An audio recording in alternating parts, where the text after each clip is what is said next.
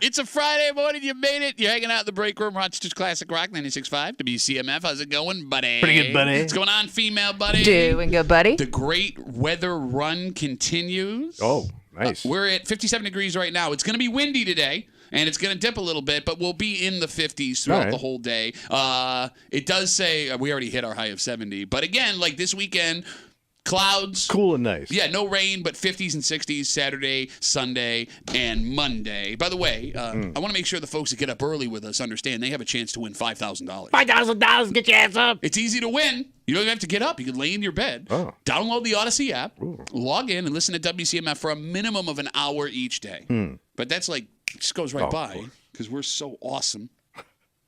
When you listen for an hour, that is your daily entry. One winner in this national contest will go away with $5,000. $5,000. Every single day. Fall into 5K with your friends in the break room. Download the app. Good luck here on CMF. Everybody have a good Halloween? Quiet. So how many trick-or-treaters did you get? 0. You got none? Wow. None treaters. So what'd you do with the candy? I brought it in. Okay. We're going to have a fight right now. We're going to have a fight. And Why? well, look, we intentionally went out of our way because there's like this like hack thing that every radio show does. The top list, candy top list. The top best candy in America. Like, I like the burger. Power ranking number 1. But you said something that got me so mad. Really? You said that your wife was responsible for the candy. Right, and she was like last minute Lois heading out to Wegmans. Like I kept going, are you gonna go? You gonna go? You go? She goes, I got time. I go. So I came home yesterday and I said, because y'all were talking about. Sometimes it runs out, or yeah, like they, like I don't know it's if they empty. take it away or what. Yeah. We'll get to that after you. So I said to embarrass Pickens, yourself. I go, you're going too late. There's not gonna be anything left. So my wife comes home. She scored the candy. She got the bags of candy. Nice. 3 nice bags of candy. Okay. But, You said you got crab candy. oh, total crap. Okay, so when he said crab candy, I thought Tootsie Rolls. Yeah, what are you like thinking? all the chewiest of chewy candy. Well, So like these got chew. like that. Yeah. All right, Go ahead. what'd you get? What'd you First get? of all, she got Baby Ruth. Delicious.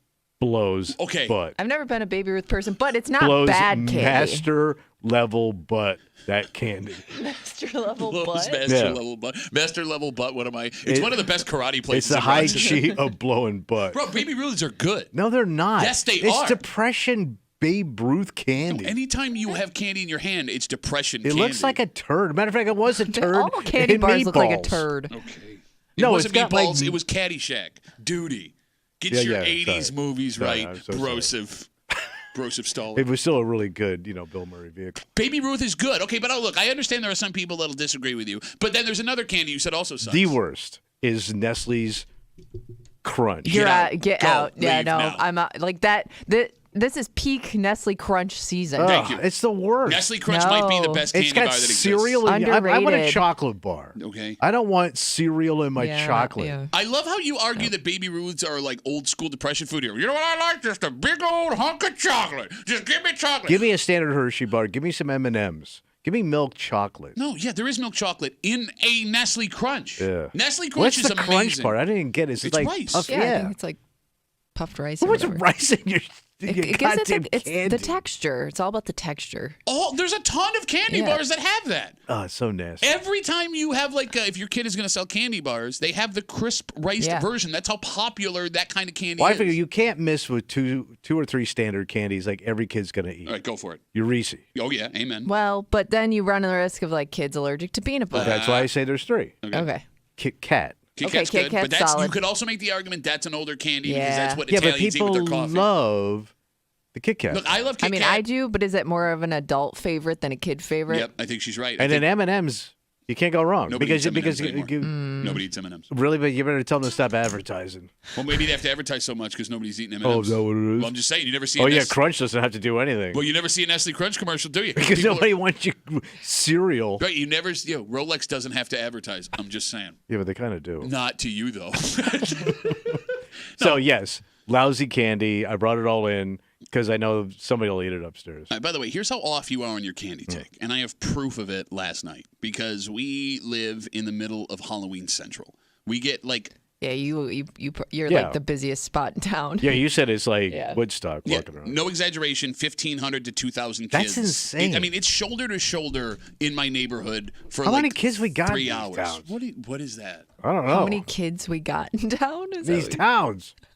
So my wife a couple of weeks ago, like 3 weeks ago, goes out and buys like 10 bags of candy. And I always bust my wife's balls every year because, well, chops, no balls. Gotcha. And I always tell her, like, look, they will always sell you candy, right? So because of that, in protest, I started sneaking. I opened one bag of candy. You started tapping? Yeah, so they had the Reese's Pumpkins, which are delicious. Delicious. They had Marshmallow Kit Kat, which I was like... Not really sold on that. Look, I was nervous about it, but I had it. Unbelievably Yeah. good. All right. And then White Chocolate Kit Kat, right? Okay. So the last 4 Sundays, I've just been hammering this candy. And I Cheat realized... day scarf down? You got it. I ate a whole bag of candy. A whole Whole thing. All right. So on Sunday, I didn't realize my wife was in the kitchen, and I was going into the bag of candy, and she caught me, and she was furious. Well, times are tight around your house. Well, she's like, well, we need all this candy, and we're going to run out, and no, we're not. There's no going to be no candy at the grocery store. And Yeah. I was smug about it. Yeah. I will admit. Oh, okay. Oh, what are they going to do? We're gonna run out. Okay. Wegmans is not going to sell you Halloween candy. So Okay. So yesterday, to be a dick, I was going to go buy like 5 bags of candy Right. on top of what we had, right? So after the show, I go out to Wegmans, and I get there, and there was no candy.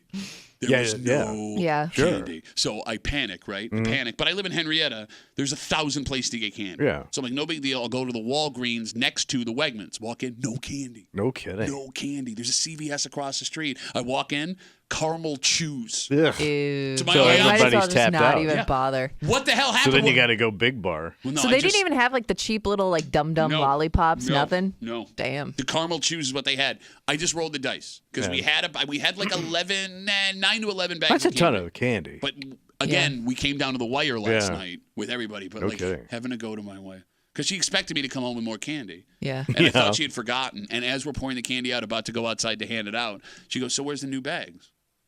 I didn't have any candy today. But the reason I bring this up is I was worried we didn't have enough chocolate because I ate one of the 4 chocolate bags. Yeah. Kids don't want chocolate anymore. Oh, what is wrong with children?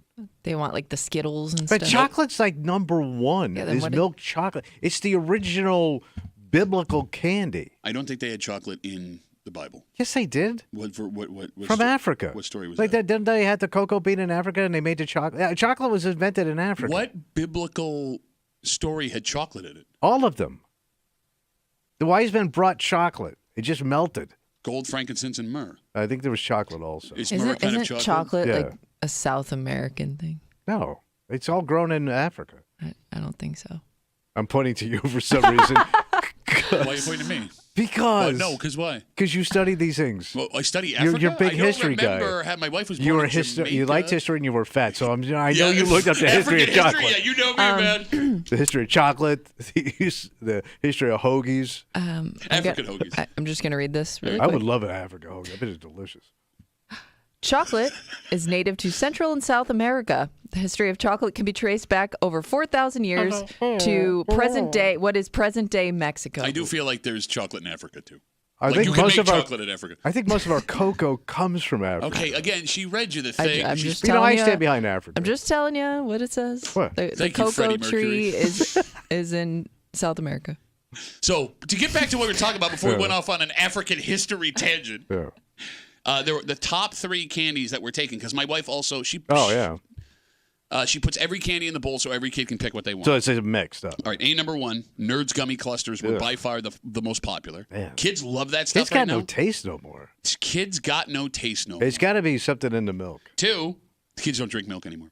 2, Swedish fish. Kids Ugh, were flying that for the is Swedish disgusting. fish. That's hard to eat. You It's ever like try to- eating jelly. My dad loves Swedish fish. Like Those that are is nasty. his favorite candy. Well, By the way, Swedish. you can't eat that stuff if you have dental work. He loves that, and he loves those little, like the chewiest of chewy candies. And your old man's he's my age. Yeah. So No, I know. Old people, Oh, you're yeah. picking that stuff I out of don't your know how teeth he through eats it. Christmas. Can I point out we're talking about kids and you go you can't eat Swedish fish without dental work? Hey kid, your crown's gonna get pulled out.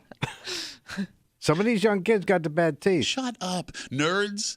The Nerds Gummy Clusters, the Swedish fish, and there were these sour. They were like Sour Patch, like Twizzler looking things. Those were the ones that the kids want sour and like chewy. They don't want chocolate. I think that's a candy that you love as a kid, but you grow out of. Agreed. Because I did like that stuff too as a kid. Remember, like what were they called? Warheads. Yep. Like you didn't enjoy it. You just wanted to see how sour of a candy you could eat. It took off parts of your mouth. It did. Like it literally disintegrated the piece of gum up here. It was gone. 252 WCMF, we're talking about Halloween candy. Tommy gets no trick-or-treaters last night. Craps all over the delicious candy that his wife's got. But, I mean, I guess the only thing you're right about is the kids don't seem to be as into chocolate as we were when we were kids. Mm-hmm. My wife, this was weird. My wife is not a big candy person. Okay. Yeah, last night as we're sitting outside, I watched her eat like 6 little bags of the Nerds gummy clusters. Oh.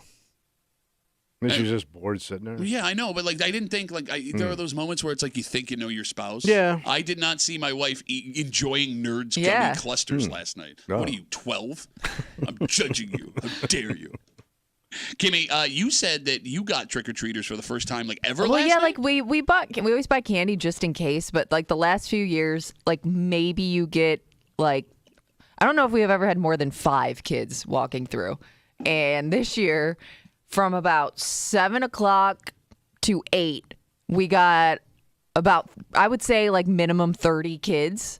I was just like not prepared for that at all. I started to panic, like, where can I find candy or something that I could give away in my house because I don't want to short anybody. It is funny when you start to see the bottom of the bowl and you're not sure yeah, what trick-or-treaters we were getting real close. It's a very have stressful holiday. 3 pieces of candy left. It really is. It's the a stressful least holiday. stressful holiday. No, but like for the people that are giving out this candy, like you're scared you're gonna run out, and then you're gonna look like it's a King and judgment Queen call. Chintz. Yeah, because the first like 2 little kids that walked in, I was like, take as many as you want, because I figured that was all we'd get. Whoops, I'd like to have that back. So, like, I wonder how many neighborhoods, because, like, we know people are moving all over the greater Rochester area. Families are buying homes in places that they wouldn't have normally because of how expensive living places are, right? I wonder how many folks last night that have lived places for years and years and years. Maybe it's turning over a little. Yeah, they saw an influx of trick-or-treaters, like towns like Irondequoit, certain parts of Greece, Gates that were older neighborhoods, right? That all of a sudden they got kids in them.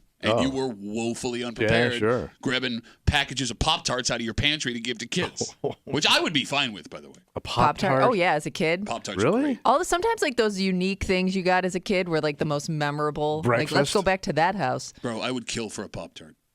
Like, they're the worst. They're literally the worst thing you can eat. Don't look at the back of the Pop-Tart box. But it's just dough and sugar. Yeah, but don't check the serving size. Dude, yeah. Little fatty. It's like one of those sneaky foods where if you look at no, that's not right. Well, it's a pastry. It can't be right. No, but it's like it's only that big. Yeah. It's only that big. Somehow the ones without the frosting have more sugar. Really? Than the ones with How does the that frosting. work? I don't know, or maybe it's more fat. But it was like one of those things. Like this isn't even a good Pop-Tart. Are they like high in calories? Yeah, of course they're high in calories. You can put it in your car. You can drive 45 miles. That's how much is in there. Wow. All right, we have a dynamite.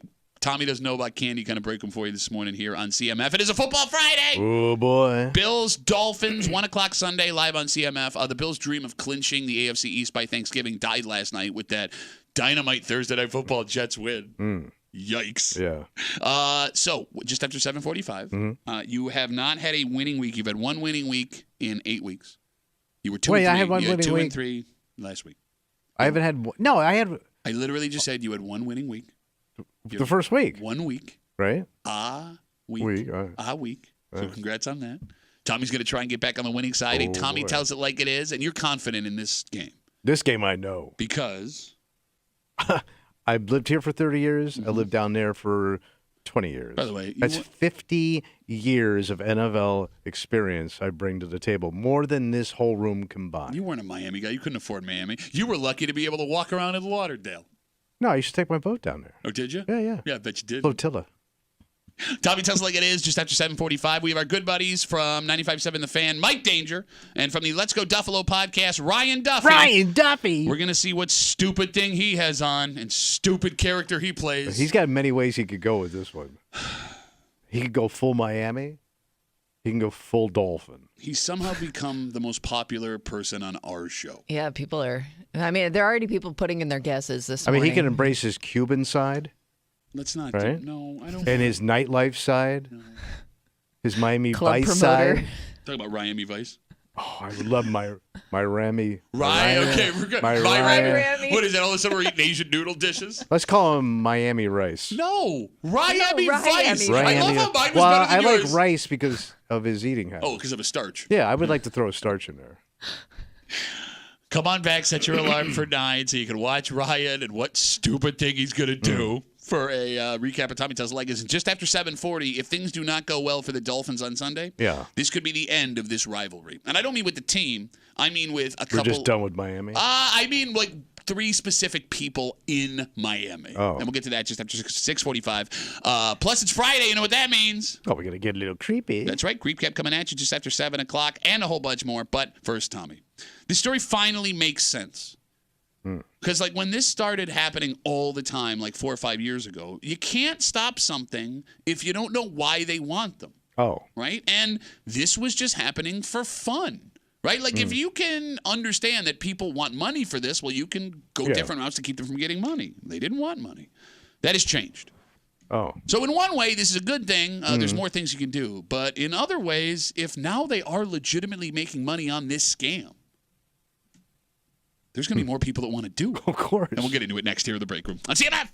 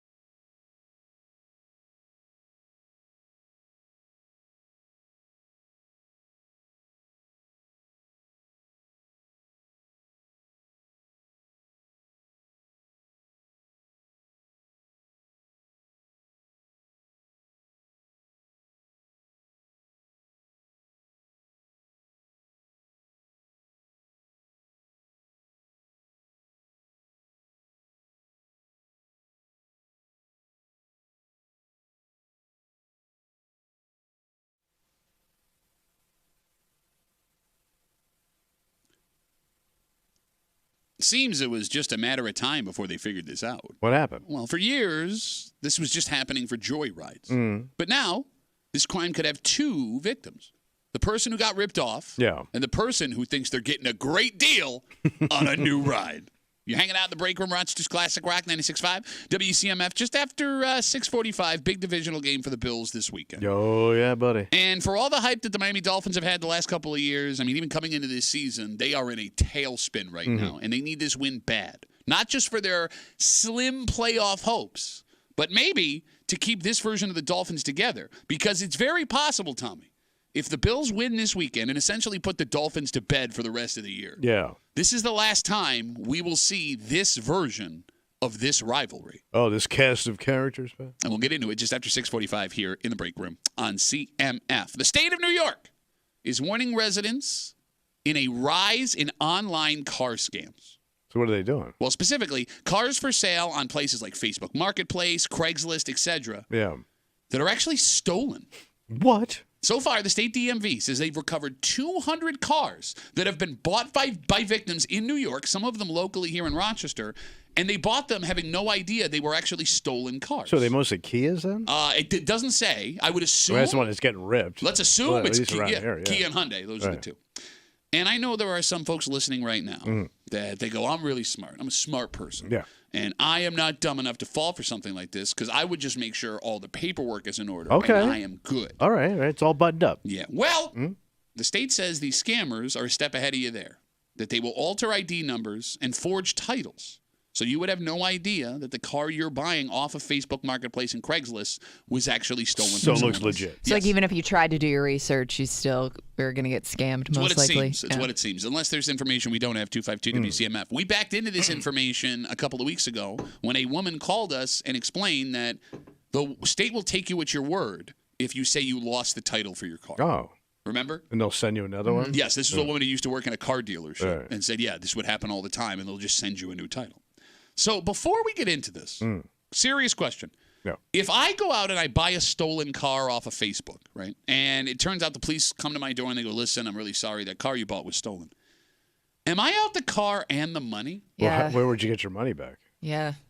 That guy's gone. Okay. Yeah, I don't know. Unless they catch him and he's how is he going to? He's not going to get the money. Yeah, it's impossible. By the way, I love how you say him. Could be a woman stealing your car. Oh, ladies coming up into the thieving. So you'd be double effed in that situation. So you have car, no no right, money. Yep. and your money be gone. Yeah, your forever. car budget is out the window. Exactly. Oh man. So what may be the most interesting part of this story? We know that car thievery, especially with Kias and Hyundais, have been on the rise and a problem for about 5 years now, right? The issues with the Kias and the Hyundais allowing them to be stolen so easily, no real fix coming from the manufacturers, which, sidebar, it's been 5 years now, right? Yeah. And Kia and Hyundai have come out multiple times and said, got it all under control. Right. And then they settled with the car owners. It was like a $3,000 settlement for folks that have had issues with the stolen cars. That ended? Like, we're done with that? They're not going to make them do anything else to ensure these cars aren't easily stealable because the cars still exist. The older cars. And they're still being sold and bought, right? I mean, on the secondary market, people are still driving these cars I don't know why around. people are buying them. Like, my stepdaughter's car, her Kia, got stolen. Yes. And she ended up selling that car, and I couldn't believe what she got for it. Really? Who's buying it? Yeah, that is interesting. Because you're right. Like, I can understand being stuck with that car. Yeah. You know what I mean? Like, you bought it maybe before you knew all this was going on. I didn't think she could unload it. But to even if you got a great deal on it, I wouldn't think it's worth a headache. Yeah. So, two thoughts there. Because your stepdaughter sold it to a dealership, right? Yeah. Okay. Oh, okay. So either the cars are being shipped overseas where this hasn't presented as a problem. Okay. Or the cars are so inexpensive because of the issues that they've had that people are willing to take a risk. This is what I can afford. Yes, it's a potential problem, but it's better than not having anything at all, maybe. But going back to this, the most interesting part of the story, the cars that would get taken were just found later because it was a bunch of teenagers stealing them for joyrides, and that was that. Now, whether or not the car being found was still drivable was a different story. But why all of a sudden are people trying to flip them? Because these can't be, the folks flipping these stolen cars, the same teenage kids who were stealing them to begin with, right? No, this has got to be a little bit more organized. Yeah. so now we have grown-ass people in this game now? No, there's money in it. Okay. I mean, they see the value, and hey, you got a car here I could sell. But why did it take this long? Oh, that's a good point. Because I remember having a discussion on the show a couple of years ago when, folks had all these ideas to stop these teenagers from stealing cars. And the point that I think you had made is there's no motivation to get them to stop, right? They're not in it for the money. They're in it for the thrill. Like we're not prepared to stop these kids from doing this because the motivation for it is really, really stupid. I mean, the good news in this story is if you stop the ability for these guys to scam, they have no reason to steal the car. Right, they go away. Exactly. They move on to the next thing. But the bad news is if you have a bunch of teenagers that have no experience in this stuff, able to rip these cars off, if you now have adults that can organize, making it even more efficient. Now it's harder to stop the cars from getting stolen. Right. And I guess my question is to do like a local news scare tactic story. Are we standing on the precipice of a new wave of stolen cars? Tonight at 11. Yeah. Also, your dog will kill you. That's at 11:15. Yeah. Like that would be a very inconvenient situation for a lot of folks that still drive these cars. Yes. Yeah, oh, absolutely. But I guess these pros don't beat the cars up, right? Because they want to sell them. Yeah. So, I mean, these kids tear the cars up. They just basically trash them and then they move on. Yeah. But these professionals know what they're doing. Sure. And I guess the argument is, like, folks over 18, if they're doing this, you can actually punish them, right? Because the argument about why these cars have been stolen by the kids over and over again is, they're 17 and under. You're not going to hold that against somebody who ends up being 29. Could you imagine stealing a car at 15 and at 29 years old you can't get a job because of that thing that happened? Right. But outside of that, this seems like a bigger problem than it is a solution to the problem. Probably. All right, great. We're never going to run out of cars to steal. 252 WCMF. State of New York is warning people that are buying cars on Facebook Marketplace, Craigslist, that there has been a spike in stolen cars that are being sold on the secondary market. The state says they recovered 200 cars in the state that have been bought by victims not knowing they were stolen, some of them in the greater Rochester area. And these scammers have the ability to change the ID numbers, forge titles, get new titles. So even if you were to do your research and check everything with a fine-tooth comb, you still would have a hard time understanding you are buying something stolen. The hardest part about selling a stolen car would have to be having a place to keep that stolen car until you can unload it. Yeah. You would need somewhere to keep it hidden. I don't know. Yeah, I have to really hide it. Here's why. Right. And again, I wish you would remember the discussions we had in the past. That would really help me out a ton, right? Why would you have to hide it? Because there have been several stories, and we've talked to people personally on the air where they got their stolen went cars looking back. For their cars. Yes, they found them in driveways. Police, they got a description. But usually of the car. they're close to where they got ripped off. These professionals may not be anywhere in your area. That's my point. Well, but the greater Rochester area is not a small place. You could be driving somewhere in another town. All of a sudden, that my kid's an honor student at Gage Tyler High School bumper sticker. It's like, that's my car. Well, wasn't there a story, and I guess this was years ago now, but like there were kids that were stealing cars and just parking them in a driveway at a house in Brighton. In Brighton. Yes. And I think what flagged it was they just had all these cars all of a sudden, and the neighbors were like, what's going on? Where do you put them then? Yeah. They probably have a better area farther away from where they ripped them off. Okay, but that's just it. Like, I mean, we're also making that mistake again that we made initially. What's that? That we're assuming that these folks that are stealing and selling these cars are more complicated than they actually are.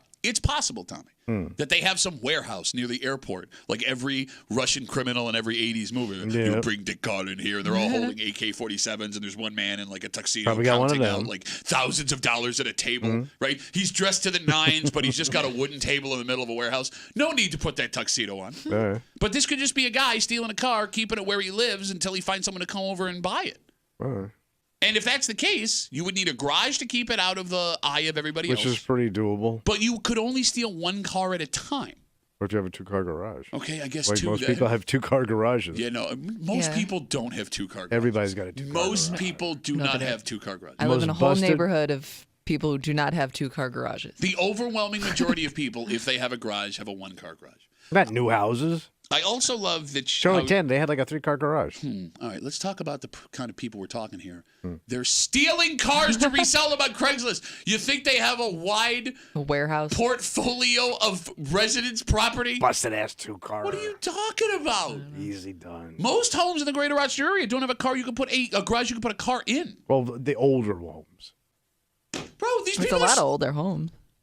I got between it like over the hope it's a city, two-car garage. Irondequoit. Like I'm just thinking of all these neighborhoods. I know that you're lucky if you get a car in a garage. I grew up in Gates. There was not a single two-car garage in my neighborhood.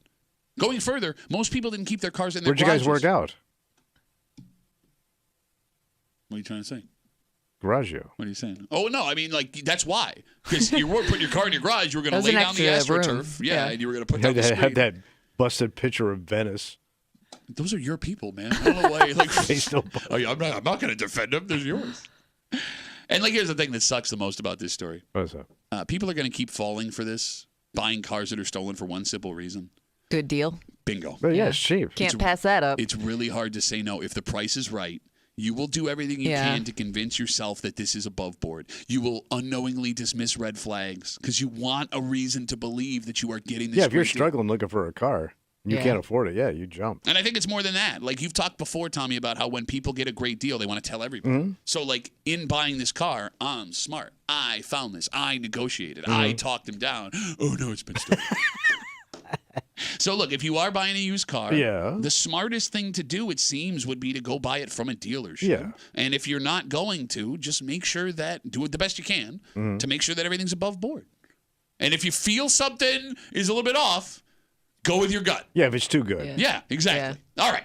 So with that being said, your Buffalo Bills take on the Miami Dolphins on Sunday. Yeah. Now, the Jets won last night, so the discussion we had yesterday about the Bills clinching the AFC East by Thanksgiving, that is now dead and gone. But even before playing this game, the Bills still have a 3-game lead in the AFC East. The Bills could essentially put the Dolphins away for the rest of the season with a win on Sunday.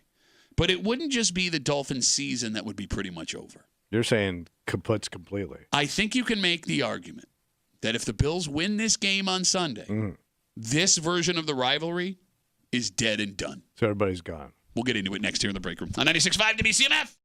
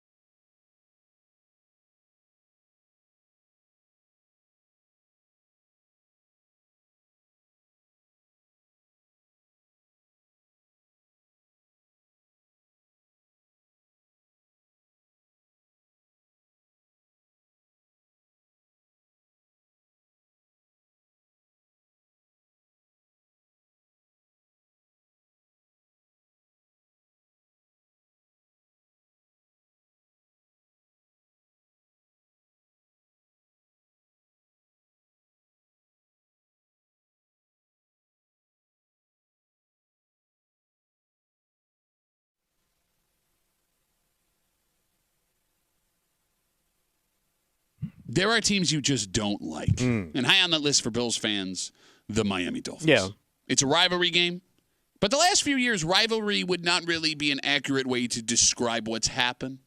And it's very possible this week in Western New York, we see the last breath of this version of the Miami Dolphins. Damn, like a funeral. You hanging out in the break room, Rochester's Classic Rock 96.5. WCMF just after 7 o'clock. It's Friday. You know what that means. Oh, we're going to get a little creepy. That's right. Creep kept coming at you just after 7. Also, one of the most frustrating things as a man, husband, boyfriend. What's that? What do you want for dinner? Mm-hmm. What do you want for dinner? Age-old question. It's a simple question. It is the simplest of all questions. What food would you like to put in your face? And some of the biggest arguments you will have in your relationship come from that question. Yeah. Right? There is this weird standoff that will come from that question. And Tommy, you had an opportunity to end that issue in your home. Yeah, just do. And you didn't take it. No, I did not. And I don't understand why. Because I didn't want to be in trouble. We'll get to it just after 7 o'clock here in the break room on CMF. Bills, Dolphins, 1 o'clock live Sunday right here on CMF. If you want to watch the game. Watch it. Well, you can go to the Bill Gray's Tap Room in Chila. It'll have delicious food, fantastic drinks. The game will be on. And Tommy will be there. The actual party machine? Tommy the Party Machine. You know it, buddy. You've heard of Pat the Party Machine, but have you heard of Tommy the Party Machine? Also that? Go watch Tommy watch you eat food. Massive menu. I love the food, man. Again, like I wonder. You love it on Sunday. I wonder how much I would have to pay them to be like, just give me. I thought you said to go away. A taste of everything. No, I just want a trough of French fries. Like, just keep bringing fries until I have to leave. Go hang out with Tommy Sunday, the Bill Gray's Tap Room in Chili with your friends from 96.5 WCMF. Bills versus Dolphins. Tommy has become a measuring stick for both. The game has become a measuring stick for both teams in the AFC East the last couple of years, right? For the Bills, it was proof that they still own the division. And for Miami, it was a way to see where they are in comparison to good NFL teams, right? Like, you see the Bills twice every year, and the Bills have been really good the last couple of years. And they've been pushing them around. Exactly. Has not gone well for Miami. Despite putting up huge numbers against run-of-the-mill opponents, the Bills have been the Dolphins' kryptonite. Hell, you almost killed that quarterback twice. Yeah, it's not good. Josh Allen. Oh, no, never mind. I was thinking of the Jets quarterback, but. Yeah, different one. Yeah, different game. Josh Allen has owned them. Josh Allen has had the best games of his career against Miami. The defense shuts them down. Over their last 3 meetings, you ready for this? What? Miami's speed and scary offense has averaged just 15 points against the Buffalo Bills. And then you get to the head coaches of these two teams. Yeah. Tommy, they could not be more opposite people. Well, yeah. Mike One actually looks like a coach. Mike McDaniel in Miami. Yeah. He does. He looks like a guy who's on vacation. All the time. Yeah. All the time. He's flashy. He's an offensive guy. He's cool. He's wearing $30,000 watches and dead stock sneakers on the sideline during games. He had that "I wish it were colder" T-shirt that he wore before they lost a game in Buffalo. Yeah. He's really a wise learned ass. their lesson there. Yeah. Okay. Wise ass is a perfect just a way to wise put it. ass. Yes. Yeah. And when he was hired, he was going to change the way you thought about football. Yeah, because Culture. doesn't he look at football differently? He does, yeah. Yeah. Sideways. He's Ivy League, man. Went and played football at Yale, and you're doing it wrong, and here's how it should be done. Man.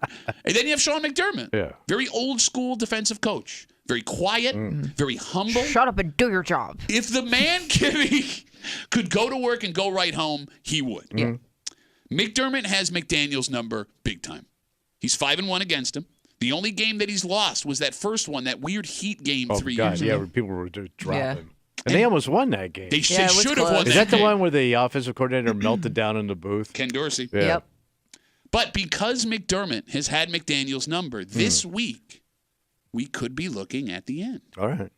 We watch the Bills every week, so it's easy to find little things we don't like and complain about with our team. But let's turn the table around 180 degrees. All right, now what? Look at the Bills from the point of a Miami view. Fact! You cannot make noise in the NFL playoffs without winning your division. You're not going deep. Yeah. And the Dolphins cannot win the division with Buffalo in the way. They just can't do it. If it were going to happen, it was going to happen in the last 24 months. The Dolphins spent a lot of money on their roster. Big extension for Tua, big extension for wide receiver Tyreek Hill, big contract for defensive pieces that were going to shut down Josh Allen. And they thought the Bills were cooling off, Tommy. They were vulnerable last year. Miami had a 3-game lead with just a few weeks to go in the AFC East, and they blew it. Yeah. Then in the offseason this year, Bills lose all of those veterans. Stephon Diggs is gone. Miami fans are laughing. This is the year. The Dolphins were primed to take that step forward and put the Bills in their rearview mirror. Yeah. If the Bills win this game on Sunday, Miami is pretty much done for the season. And if that happens, why would the Dolphins roll it back with what they have again next year? Who owns them? I mean, is it like some nut job? I think they're owned by like 15 different people. Or like a company? Split owners. I don't know. Kimmy, you want to check it out? Because they don't have like a face of the franchise guy. I can't. Now think that of you bring one. it up, I can't think of the Like face. some billionaire. Yeah, it's not like a Robert Kraft, Jerry You would Jones. think there's so many rich guys. Stephen Ross. Oh, Rossi. no, I actually did. Rossi. What percentage does he own? All of it. It does say he was at one point this year close to selling minority stakes, but it seems like he's really the majority owner. All right. What I'm getting at is this. If Miami loses this game on Sunday to the Bills, So you think what? They clean house? they should fire Mike McDaniel, the head coach of the Dolphins. He should be out. All right. And you know Tua's not long for this game. Well, but here's the thing, man. They just signed him to a No, it contract. doesn't matter. I don't think he can actually you're saying play. physically. Oh, He's going to get sacked again hard. And he's going to be done. I know. Like, he's just a house of cards, I'm man. really worried about this, especially this weekend because the Bills get after him. That's how you beat him. You blitz Brother, him. they did it to him. They're the reason he is the way he is. They did that to him twice. Well, I would argue the reason everything happened is Mike McDaniel let him play in the second half of that game. That was the first but that's game. when the hands got crazy, and then they did it again. Yeah. I mean, does it feel like, though, because you're right, like just the way that Miami season has gone, the Bills should win this easily. But does it kind of feel like if Miami's going to beat the Bills, like this would be a game where they, find that within themselves to do so? Because like you said, like this game means way more to Miami at this point than it does to the Bills. Sure. No, look, you're not wrong. You're not wrong. But when you look at talent and coaching, Who's pulling away? exactly. Right. Right? I mean, look, if Miami can't beat the one team that stands between them and making a legitimate playoff run, why are those pieces going to be there? The Dolphins legitimately have one of the most talented rosters in the NFL. And Mike McDaniel, genius, has never won a playoff game. For all the issues that Bills fans have had with this team, for all the years we've sat here asking, why can't we get over the hump? What is wrong with Sean McDermott? All the frustration that fans have vocalized with the coach and his perceived shortcomings. This is paradise compared to what Dolphins fans have. They're in purgatory. They win just enough to squeak into the playoffs, and then they watch their team get their ass kicked. Yeah. You don't get a home playoff game. You don't get an easy first matchup.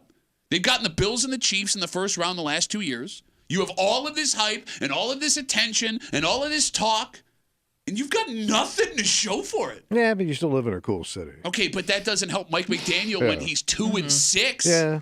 Right? I mean, Kimmy, what reason? Give me one reason why Mike McDaniel, if they lose this game on Sunday, should be the head coach of the Dolphins next year. The only reason I'm thinking is just it's your best option right now, and then when we who's around? Yeah, I don't know. Like I don't even know who Some would college take guy? over. Well, but Mike McDaniel was, you didn't know who Mike McDaniel was Right. before he was No, hired, no. right? He's an offensive whiz kid playing or working for the 49ers. No, there's like some college guy that's out there that's looking to make the jump. There's always someone at the end of the season. Yeah, but that's gonna they be won't some know hot that until guy. the end of the Give season. me a good Urban Meyer. No, No, don't want we him at figured out all. that doesn't work very well. No. Yeah, can you name like Jimmy Johnson's the only college to NFL head Jimmy coach? Johnson? Name another college to NFL head coach that worked. Nick Saban. I think he's the Disaster. only one that's won a national championship and a Super Bowl. 3 rings, baby. It's on the back of his boat. Is it really? His boat says 3 rings. What a douchebag. What? What do you mean what? Doing boner commercials? You wouldn't put that on the back of your boat if you won 3 rings I wouldn't and have you a boat. own a yacht. I mean, just owning a yacht in general right. makes you a douche. So douche it up. Okay. What are you going to call it? Dock sucker? I like that better I than do, 3 too, rings. like Or it's a better name. 252-WCMF, 252-9263. Again, if the Dolphins cannot beat the Bills on Sunday, what is the point of bringing back what you have again next year? Why does Mike McDaniel, the Dolphins head coach, still have a job? He's 5-1 against Sean McDermott, right? This would be the second year in a row where the Bills sweep you. Sweep! Yeah. So you clean house. Okay. But I mean, the argument for Buffalo, the guys that wanted, men and women that wanted Sean McDermott fired earlier this season, the argument of who's better is a legitimate argument. In Miami, I don't think that's a legitimate argument because how much worse can it get? It's better for you to be bad because at least then you can rebuild your team through the draft. Okay. They're in that mushy middle. Yeah, It's which the Bills were stuck in for a long time. Exactly. Granted, Miami has snuck into the playoffs, right? But, like, you can't get better with draft capital, but you can't get worse because you have these people under contract, so it's just like... Blow it out. People are tweeting at us coaches that had success. Pete Carroll, Jim Harbaugh. Okay. Harbaugh, But Jimmy Johnson, no, because Pete Carroll won a national championship and a Super Bowl. So he would have been the second one to do it. Yeah, I guess. Maybe Jimmy Johnson was the first. That sounds good to me. Yeah. Then we'll go with it. You know what I'm really loving here? What's that? Okay, like the Jets win last night. Jets fans, because they're insane, have decided this is the turning point of the season where the Jets go on a run. They're going on a run, baby. Epic comeback. Yep, they're going to win the AFC East. They're going to make a run to the Super Bowl. Over the last 3 years, the Bills have wrecked the best laid plans of two franchises. Oh, yeah. And you know I am super petty, right? Petty LaBelle. Miami made all their moves. It did nothing. The Jets made all their moves. It did worse than nothing. Both teams put all their chips to the center of the table to try and dethrone what Buffalo has. And the Bills just simply swatted them away. Like, what a massive kick in the scrot. Because what Miami and New York did in an effort to try and take down Buffalo and fail will take years to recover from. Years. All the money in dead cap they're going to have when Aaron Rodgers and Devontae Adams, so they got to carry all that? Yeah, Tyreek Hill, Jalen Waddle, these contracts they signed. This is going to take years to recover from. So this is a great place for Buffalo to be in. You own it. It is. It's just if you don't blow it. It is amazing how that happened and how the Bills just took those shots and were like, yeah, okay, great. And it's almost worse than what the Patriots did to the division for all those years. Granted, the Patriots had way more success and were winning Super Bowls. No team really tried to compete with New England. Like, there was almost like this idea, like, we're going to wait for this to end. We're going to compete for second place kind of thing. Because you couldn't figure out Tom Brady. Exactly. Like, name one massive move outside of Mario Williams where the Bills pushed all their chips into the center of the table and were like, we're going after New England. They never tried it. I can't think of one. No. Dolphins never tried it. Jets never tried it. We tried to wait them out. These teams believed, we see a weakness in the Bills, and you just keep embarrassing yourself, right? You're like the coyote. Just over and over again, running into a brick wall and off a cliff. And I'm loving it, man. I love it. So it should be fun on Sunday. Well, that's just This should be a candy. This game does scare me. Yeah. Why? Well, all that scares you. When teams get desperate, I mean, just every now and then, just things will line up for that team. You know what I mean? All right, I'm going to share with you two quick statistics that I will bring back up again when you make your picks at 7:45. That were the reasons these games scare me. Right. One, the Bills right now are favored by 5.5 points. Since 2020, when the Bills are favored by 4 or more points against the Dolphins, they're 0-5 against the spread. Oh, interesting. So that was one time. No. 0-5. Against the spread? Against the spread. Now, granted, they won. They lost one time, but that indicates a close game, which means, one play one way, one play the other. Yeah. Two, we talked about how desperate this Miami team is. If McDaniel is coaching for his job, which I think he knows he is, you got nothing to lose. Okay. You let it all hang out. But the scariest statistic I'm going to tell you. Number 3. We fall back this weekend. Change of clocks. The last 3 games the Bills have played the day after a clock change, they're 0-3. What's wrong? That doesn't even make any sense. Because they're off their schedule. Here's why it does. Sean McDermott is the most regimented head coach in the NFL. We're not making this up. His rookie year as a head coach, the week before opening day, he made the entire roster do a pretend game day. He had them get up earlier on the news clock. No, this was his first day. His first season as head coach, the week before opening day, he made them get up. He made them drive to the stadium. He made them go through, get in the routine, get their uniforms on, go through pregame. Then they got to go back in, get undressed, and go home. McDermott measures everything down to the second. The last 3 seasons that they have played the Sunday after fallback, they have lost that game. Yeah, but were they home? Because I think home makes a difference. Cincy, they lost. They were on the road. I don't know about the other 2. That's weird, I mean, you play different time zones and schedules throughout the year. You're right. That sounds more like coincidence than anything. Could be. It is. Well, look, 1 time's a coincidence. 2 times a pattern, 3 What's 3 times times? you poop your pants. That's how scared you are. You poop yourself. I just poop my pants. You should see a doctor about that.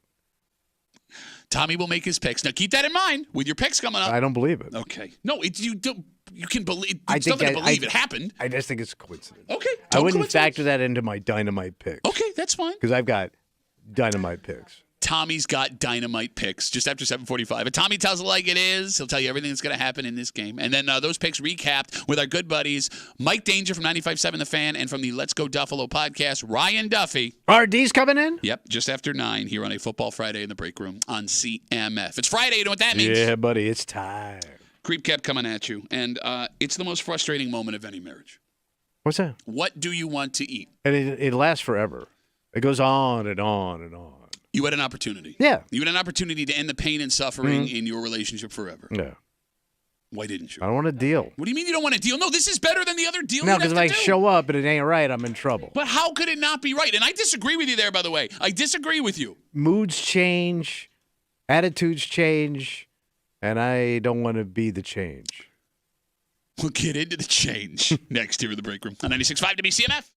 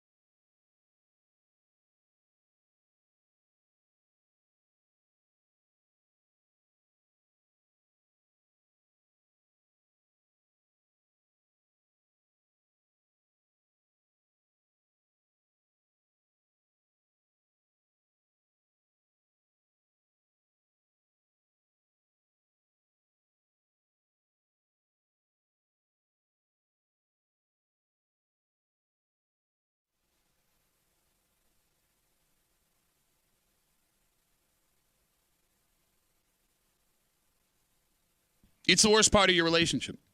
Yeah. And it's the one nobody preps you for. Well, how would you know? Because this is not logical. But it's been around since like day one. Gentlemen, tell me if you've been here. Mm-hmm. It's dinner time. Yep. You look at your partner, your lady, you say, hey, what do you want to eat? And they tell you, I don't care. And then you start naming stuff, and everything sucks. Yes. Best case scenario, it takes you an hour to eat. Worst case, you end up in a legitimate fight. Mm-hmm. There is a way around this, and it's a way that would totally work. Gonna crack the code. If we men weren't being massive little bitches about it. And you, my friend, are the bitchiest of bitches. Oh, thank you. You hanging out in the break room, huh? It's just Classic Rock 96.5 WCMF. We'll get to that in just a second, but it's Friday. Yeah, but it wasn't nothing bitchy about this. No, it wouldn't. You're disgusting. That's the point. No, just in general, not even what you say. These make me feel icky. So that's my game.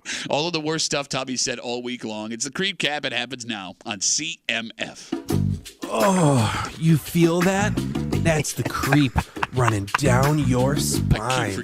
It's the Creep Cap on WCMF. Lower end stuff tastes better. I like low end. Really? Like your mom.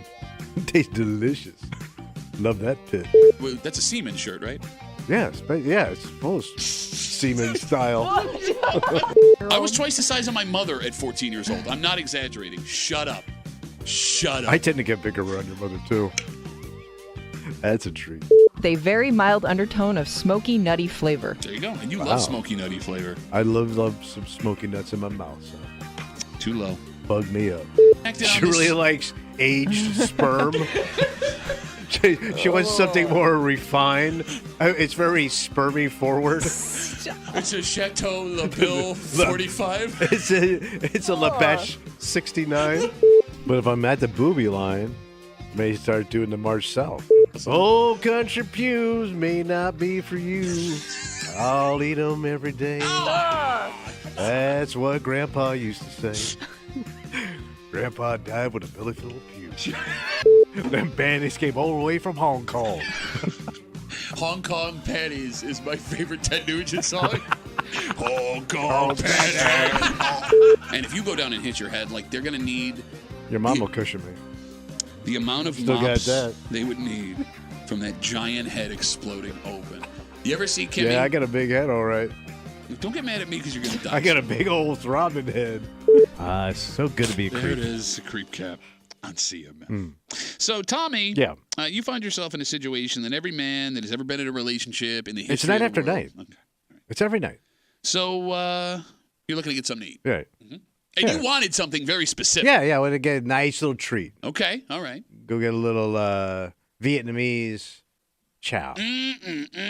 Weak in the knees for some Vietnamese. Why, man? I love it. Okay, it's good. Not everything has to No rhyme on rhyme this was show. necessary. There was not a rhyme necessity in that sentence. But that's how much I love Vietnamese food. All right, Okay. so in that moment, you just turn to your wife and you ask her what she wants, Yeah, right? yeah. So no. Why? Well, I was already out, Okay. so I was gonna hit Mama San. Okay, nice. Surprise. Coming home with a surprise dinner. Surprise dinner. Okay, so what'd you get her? Nothing. What do you mean? Blew up Mama San. Why? So you- Couldn't come to a conclusion As by yourself. by myself because I couldn't reach her, so I was gonna just score Mama San. Yeah. Right. Yeah. But I knew, like, whatever I get, she's gonna be. I'm not in the mood for that tonight. Well, even if she wanted it, there's a risk she ain't gonna eat it. Okay. Because like every time I try to figure out what we want to eat, there's always this like roadblock. Like I'll try to get ahead of it. I'll go early. What do you think about tonight? That's too early to talk about dinner. Okay. Dinner time. It's too late. Too late. No dinner. We didn't thaw anything out. We don't have anything over here. That's too late to start that. Okay. Like so there's never a good time to talk about what we're eating. Okay. And tastes change hourly. Can I ask you a question? What? So your wife, you've had Mama Sans with your wife before. Yeah. Okay. So, and you know what she's ordered. But she's picky when it comes to that kind of food. She doesn't like fish. Yeah. She But doesn't does she like- have like one go-to thing that she orders every time? Yeah, but sometimes that even fluctuates. All right. Can I ask you? Every woman I've ever been with is a picky eater, and they say they're not picky eaters. You're a and then they picky will give eater. you a laundry list of things they don't want. I would in be their terrified food. to order food for you. What are you talking about? Did it come out No, of the Fat ground? Tommy eats. Well, but you're not Fat Tommy. I don't know what Skinny Tommy eats. Skinny Fingers Tommy. How many calories are in that? I don't know what I want as my side. It's the healthiest thing. And the worst part is if his ears get involved, right, Kimmy? Mm-hmm. Yeah, because well, when somebody reads a menu to him, it really hurts his ears. All right, let me throw something out at you. Good. All right, let's say you got this hankering for mama. So look, man, you're a human being. You're a grown man. You go to work every day. I know. You deserve to eat what you want every once in a while. So you can't get a hold of your wife. Right. If you got her what she normally gets and brought it home, just rolled the dice, you really think she wouldn't eat it? She may not. I don't know. Okay. Because I could eat like Chinese food, Vietnamese food, sushi every day. Okay. She's got to be in a mood for it. That's another thing. Like, there's certain foods I don't have to be in the mood for. My mood is already there. Women have to be in the mood for certain foods. Okay. The phone number is 252-WCMF, 252-9263. Now, I'm no big city lawyer doctor, as I do my suspenders with my thumb. But it does seem like the hardest part about dinner for you ladies is making a decision. Yeah. Is that fair? Okay. Yeah. Once If I think too much about it. Exactly. Once we get you somewhere or the food shows up, you're happy. So if we use that logic, is the smart thing to do just order something for your lady and not tell her until it gets there? Yes. Why don't we do that? Because there's a risk you're just wasting your time because she won't She's still eat gonna it. eat it. She's gonna eat it. Okay. We can change the world, well, at least the relationships we're in, by ordering food for the ladies in our lives.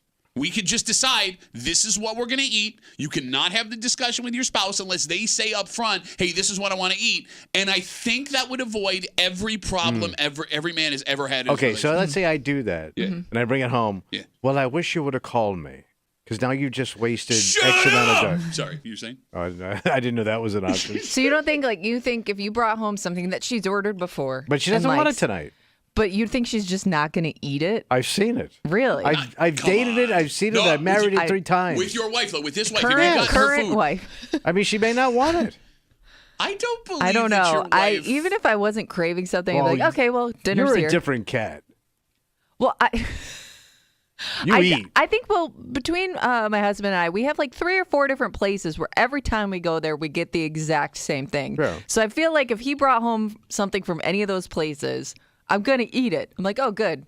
You made the decision for I'm a independent woman, love girl power, but I do not mind if my husband orders my food for All me. right. Whether you want it or not. Surprise me. It is an interesting take, right? Like, I'm an independent Please woman. I order work for hard. me. I am a goldfish. Just put the food in the Yeah. bowl, and I will eat the food. And let me be clear here. And I don't like blowback. I don't like pushback. I like easy. No, I mean, I get it. I'm with you. Like, the least amount of conflict possible, great. But I would argue that you would get less conflict by simply Don't show ordering me the food. menu. Yes, exactly. Ordering something for her than having the conversation about what do you want to eat. Because I know there's conflict coming there.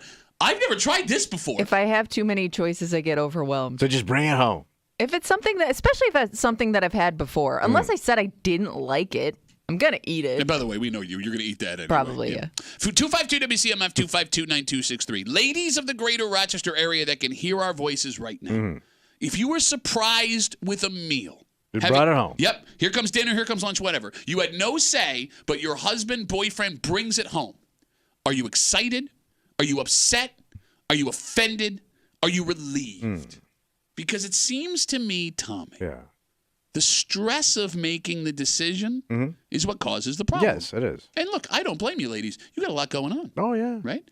It does feel like every time you ask the what do you want to eat question, that's the last stick in the pile that brings the whole house down. Yes, it does. Right? Like my wife will be in the middle of work, doing something around the house, putting on makeup, and talking to her sister at the same time. And then I ask, what do you want to eat? And she tries to punch me in the face. So if I remove that tiny last bit of stress, maybe I help relieve the rest of the stress by taking away the hangry that is building inside her. But like certain foods, like, they're kind of like average stuff, not too exotic. Sure. But when you start getting into the exotic foods, Yeah, I mean, Well, I I guess get you what are you're you start taking a getting into risk. the Far Okay. East, I'll give you this. your You're- Mediterraneans. Mediterranean is not No, all it's that. not, It's just rice and chicken. Yeah, it's pretty No, but basic. there's you don't like olives, you don't like this, Yeah, you don't but like that. you Like know you're a picky little bitch when it comes to Mediterranean I just food. don't But like don't you? olives. I was going to say, Which don't is you- in every No, one of it's their not. dishes. I get tons of Mediterranean It food. comes with we order a beer. It comes with a side of olives. But you would know at this point in your relationship things that your wife definitely does not like or want. I know in there's no her fly food. zones, for sure. But I will say you are taking a risk doing this if it's a place you've never been. Well, that's different. That's a different ball game for sure. But that's kind of what you're saying. I disagree with you there. think? I think you're better off at a place you've never been because the worst argument you will get in, again, 252 WCMF 252-9263. Tommy wanted Vietnamese food and he was out the other day. He was going to stop at Mama San's on the way home, but he did not because he couldn't get a hold of his wife to tell him what she wanted, which is strange because even that discussion is going to cause a fight and tension. It's going to take time. You know what she likes. She's eaten there before with you. You could have just got her something, but you didn't because... Yeah, I don't know. I don't know what she's gonna. No, your bitch was the right answer. I'm sorry. Bitch. I'm sorry. The answer was, what is, I'm a little bitch-ass bitch. And sometimes, like, even her favorite food, she'll go, yeah, I'm not in the mood tonight. And then I'm dealing with that. Going back to Kimmy's point that the place you've never been is the one you shouldn't do this. What you don't know can't hurt you. I would argue if you go to a new restaurant where your wife hasn't had an hour to look over the entire menu, right? Because, bro, wife pulls up the menu on her phone. 20 minutes she's going through that thing, right? If she doesn't have the ability to sit there and break everything down, just spring it on. Whatever comes home is good, Okay. Kimmy, right? Like, I understand that you never had this before, but the fewer choices, the better. Yeah, I guess you're right. But would you know what to order for her from that new place? I think I can figure it out. I mean, with my wife, as long as it's hot, she's excited. You know what I'm saying? All right, that's pretty basic. No, not with your wife? No, I mean, there's certain things she doesn't like. Certain seafood she don't like. Certain, like, she's not a big lamb person. Well, yeah, but, okay, it's so funny. But you're naming very, like, not your average, dinner kind of stuff. Here's the problem. Right. It's all town-based, right? Because you and I, Kimmy, live in normal places with normal food. Like in Pittsburgh. Well, she doesn't like eel, lamb. And she won't eat lamb. And no sushi, no fish. The caviar selection at 3 of our favorite places is subpar to what she enjoys. She don't like it very spicy. She don't like spicy. So if spicy Szechuan lamb. If we were to get the oxen... Oh, the oxtail. That is brought in daily from Botswana. Yeah, do they have Botswana? I love Botswana oxtail. Botswana oxtail sounds like a pop artist my daughter listens to right now. What you were saying, yeah, like Tommy's not going to order tacos anywhere, right? Or like bring home like a Mexican bowl or something. No, I mean that's and that's like easy go-to stuff in my house. See, like if you go steak, I'm good. Okay. Like I know, like she'll like steak, like that's perfect. Great. Do you get steak to go? I've never gotten steak to go. So it's not gonna happen. I've gotten steak to go. Have you? Yeah. I've never gotten it to go. Bringing a ribeye home. Well, just don't get a ribeye. A lower cut of steak. Nice old flank steak. Where are you getting flank steaks to go? Your mom's house. Yeah, I mean she'd probably make you a good flank steak. Oh, hang it down there. Flanking. 252 WCMF 252-9263. Let's talk to Lori. Order for your wife. Avoid conflict. Hey, Lori, you're on CMF. What's up? Good morning. Hey, I would love, or I do love, when my husband brings home the food. I love it. I don't have to cook. I don't have to think about it. It's a win-win in my book. Maybe I'm lucky. He knows what I like. And it sounds like you guys know what your wives like, so you should be able to do this. No brainer. Listen to Lori. No, because you're not listening to me. Okay. Sometimes people's moods change with food. That's my point. Even though I know she likes it, she may go, I don't want that tonight. I understand what you're saying. So then what do, Lori? Bend over, Lori. Go ahead. What the hell was that? I just do whatever my man say. Eat, woman. Have her order something for you. Would she know what you like? Absolutely not. Oh, no, you would be such a But I'll tell you what, you would be the most difficult. I wouldn't push back. You're such a coward. If my wife brought home something I did not like, I would just muscle through it and not cause friction. Oh, what a saint. I think what Lori is trying to tell you, right, is if your wife doesn't have to make the decision, she won't know what she doesn't want, right? Like, she's not in the... You're making it sound like a dog with cheese and medicine. I don't know. I didn't want this. Rub my neck while I eat it. We're just saying you're overthinking it. Why is your dog... Give me spring rolls. Who's a good girl? Why you got a southern dog? I don't know. I mean, see, I think too is if I've worked all week, I've had a long, hard week, and it's Friday night, and my husband walks in the door. He's been working all week with a meal. Well, sure, and that's even better. He's made the decision. We can have a nice, relaxing dinner, and you know what? He's going to get paid back really good that Friday night. So you get what you want to eat and a beach, bro. All right. There you go. All right, Lori, get after that husband tonight. Oh, absolutely. It's Friday night. Yeah, it's Lori's sex night. Lori, thanks for the call. I really appreciate it. Bye. There goes Lori. Lori hung in there. That's a woman telling you. Kimmy is telling you, listen to the women. Listen to the women. I think part of the problem is the places you go to eat is what we're finding out. Because they're so specific. Like, you're getting such a unique... And I guess that's what you like, so maybe Charlie's it's just Crab Bar is pretty base. When you go to places, your wife may have a tough time finding something on that menu. You know, I brought her home Herring. a box or a bowl of female perfume and a man's hat with a plum in it. You know, the strangest part of this whole discussion. What's that? No woman has a go-to place that they want to eat. Yeah, my wife's all over the place. Right? Yes. Like, I don't know about you, Tommy. If all else fails, like Mama San's, it sounds like it's for you, right? If all else fails, there is always a place I want to get food from, a single restaurant. And it'll change every once in a while. Yeah. But I never have to think a long time about, like, oh, what do I really want right now? I have never been with a woman in my life. I've never met a woman in my life that has a go-to, all else fails restaurant. Really? Do you have one? Yeah, we have one right around the corner. Was Like, whenever we can't you can decide, eat. that's where we're going. What is it? What is it? It's Try-On. What is it? It's like a bar. It's a bar. It's Like got, bar like your food. standard bar food. Okay. Like tavern Yeah. food. But is that because the food is delicious or because of location? everything's Well, fried. it's- Should catch the fried. It's kind of both. It's like we could walk to it and we just know the menu at this point. And we Okay. get the same like 2 or 3 things every time. But was that your husband's call or your call or a mutual call? Mutual call. Like if one of us says it, we're like, yeah, that sounds good. Okay, all right. I don't know. It's just, okay, with the exception of Kimmy, because she's like the most unique woman on the planet every time we have these discussions. Not me, guys. I'm cool. I'm fun. I know what I want to eat. Like, why do women not have the all else fails restaurant? Like, is it the variety that you guys want? Do you want to try more new stuff than we do? Are you finding more things wrong in places you've been to in the past and that keeps you from wanting to go back? That can happen. Yeah. One bad experience, we're done. Ladies, well, I mean, I guess this discussion is more for men, right? The advice being, listen to Lori, listen to Kimmy, don't listen to Tommy, which should be your... Feed the ladies. They'll eat whatever you bring them. That's what they're telling you. Eat. Eat, ladies. Whatever daddy puts in your mouth, chow down. No, this is not an example like your father ordering for your mother at a It restaurant. kinda No, is it's a little not. bit. No, This it's is not. what my old man would do. This Well, is if not, she's it's not there, the she'll same make thing. her own decision. Thank you. Thank you. Yeah, I'm not going to sit in a restaurant with my wife and be like, she'll have The the lady same. will have the 7 croquettes. What's a croquette? It's like a hush puppy almost, but it's got the fish in it. No. Ugh. Oh, Yeah, they're that sounds delicious. gross. God. They are delicious. Let's take it. No wonder your wife doesn't like anything you bring home. Ugh. Fish heads, everybody. Fish heads. Let's take a break. There are days you can't go to work. Well, yeah, you're hurt. Okay, Sick. sick days, you got that. Yeah. And then if you have kids, your kids will get sick and sometimes you can't go to work for that. But downstate, one local government is looking to expand that. Oh. Because there are people that I know that I may be looking at right now who say these are a part of your family. And if these were to get sick, well, how could you go to work? Oh. Yet there's no protection under the law to guarantee you would have that time off. I'm seeing you making a face. Maybe a storm brewing inside of Thomas right now. Because on one hand, What's what that? do you mean you're not going to work? Get to work. But on the other hand, my fur baby. We'll get into it. Next here at the break room. WCMF.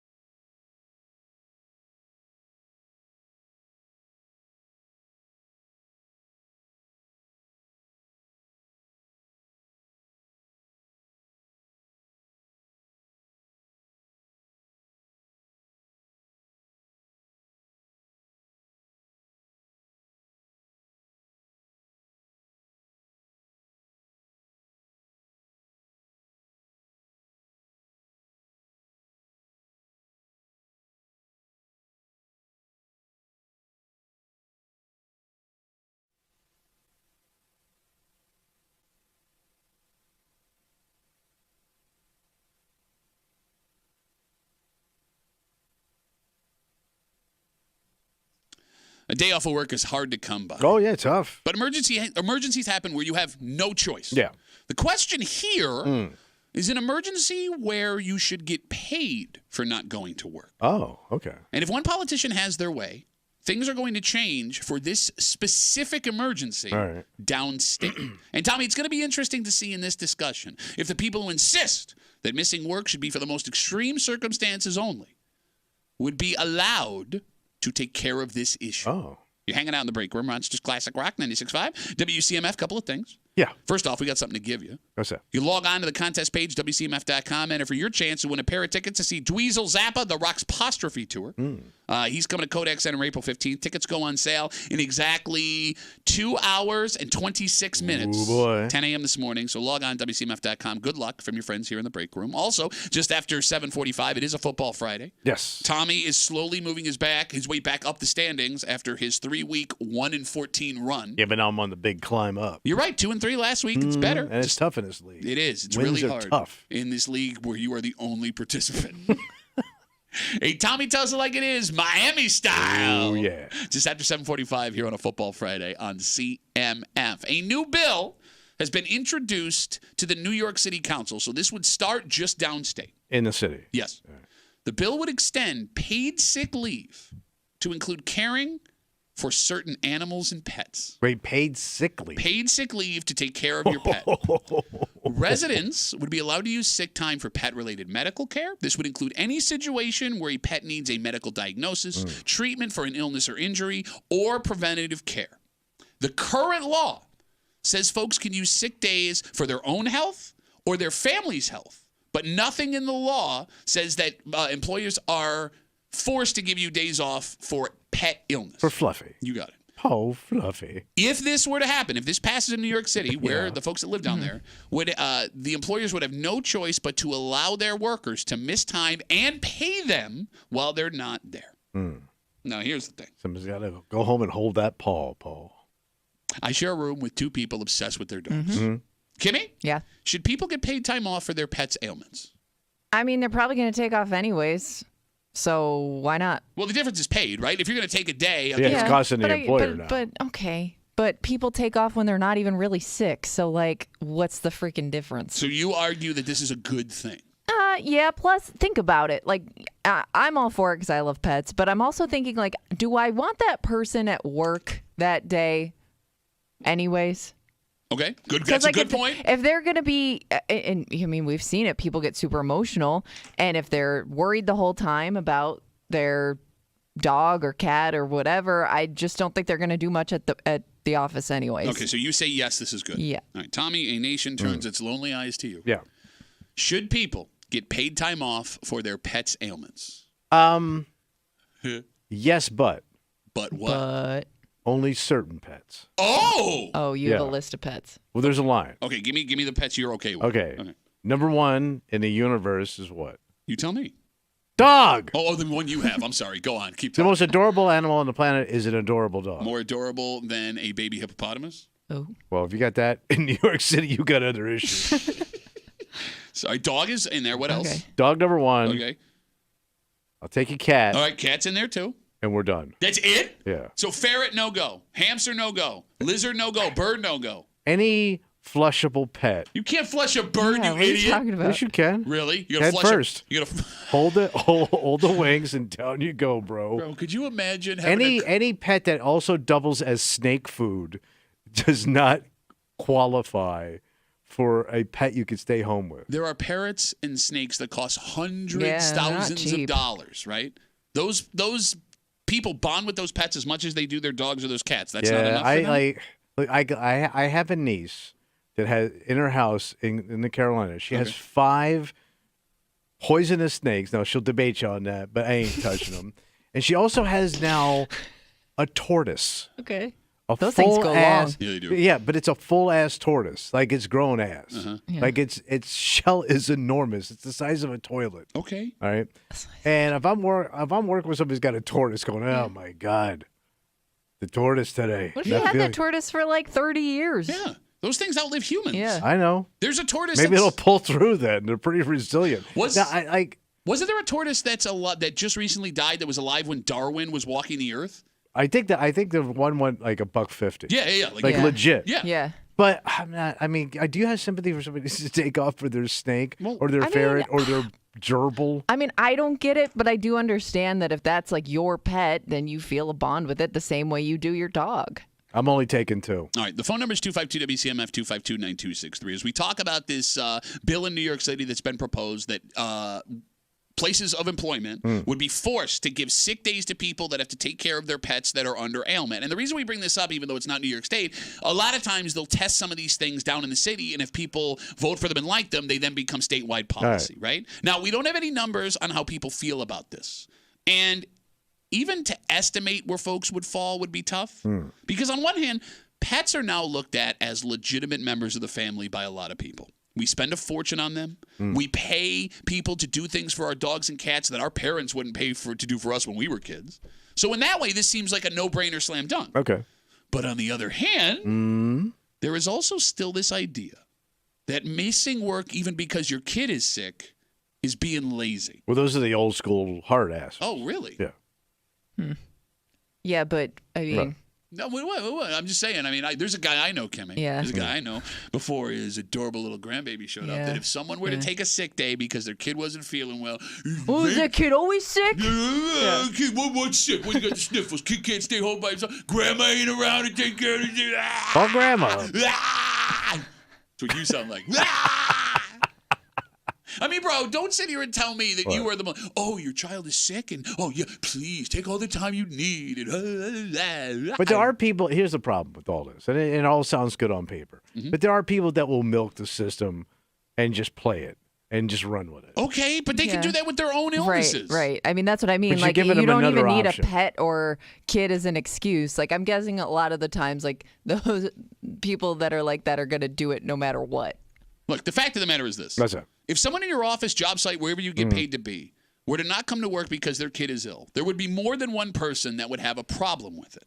So I guess the question becomes, That's it. do we care more about people's pets than we care about their kids? Is this easier to do, this bill, because so many people have pets now and it's easier to relate to? Because fun fact, That's it. about 2/3 of Americans are parents.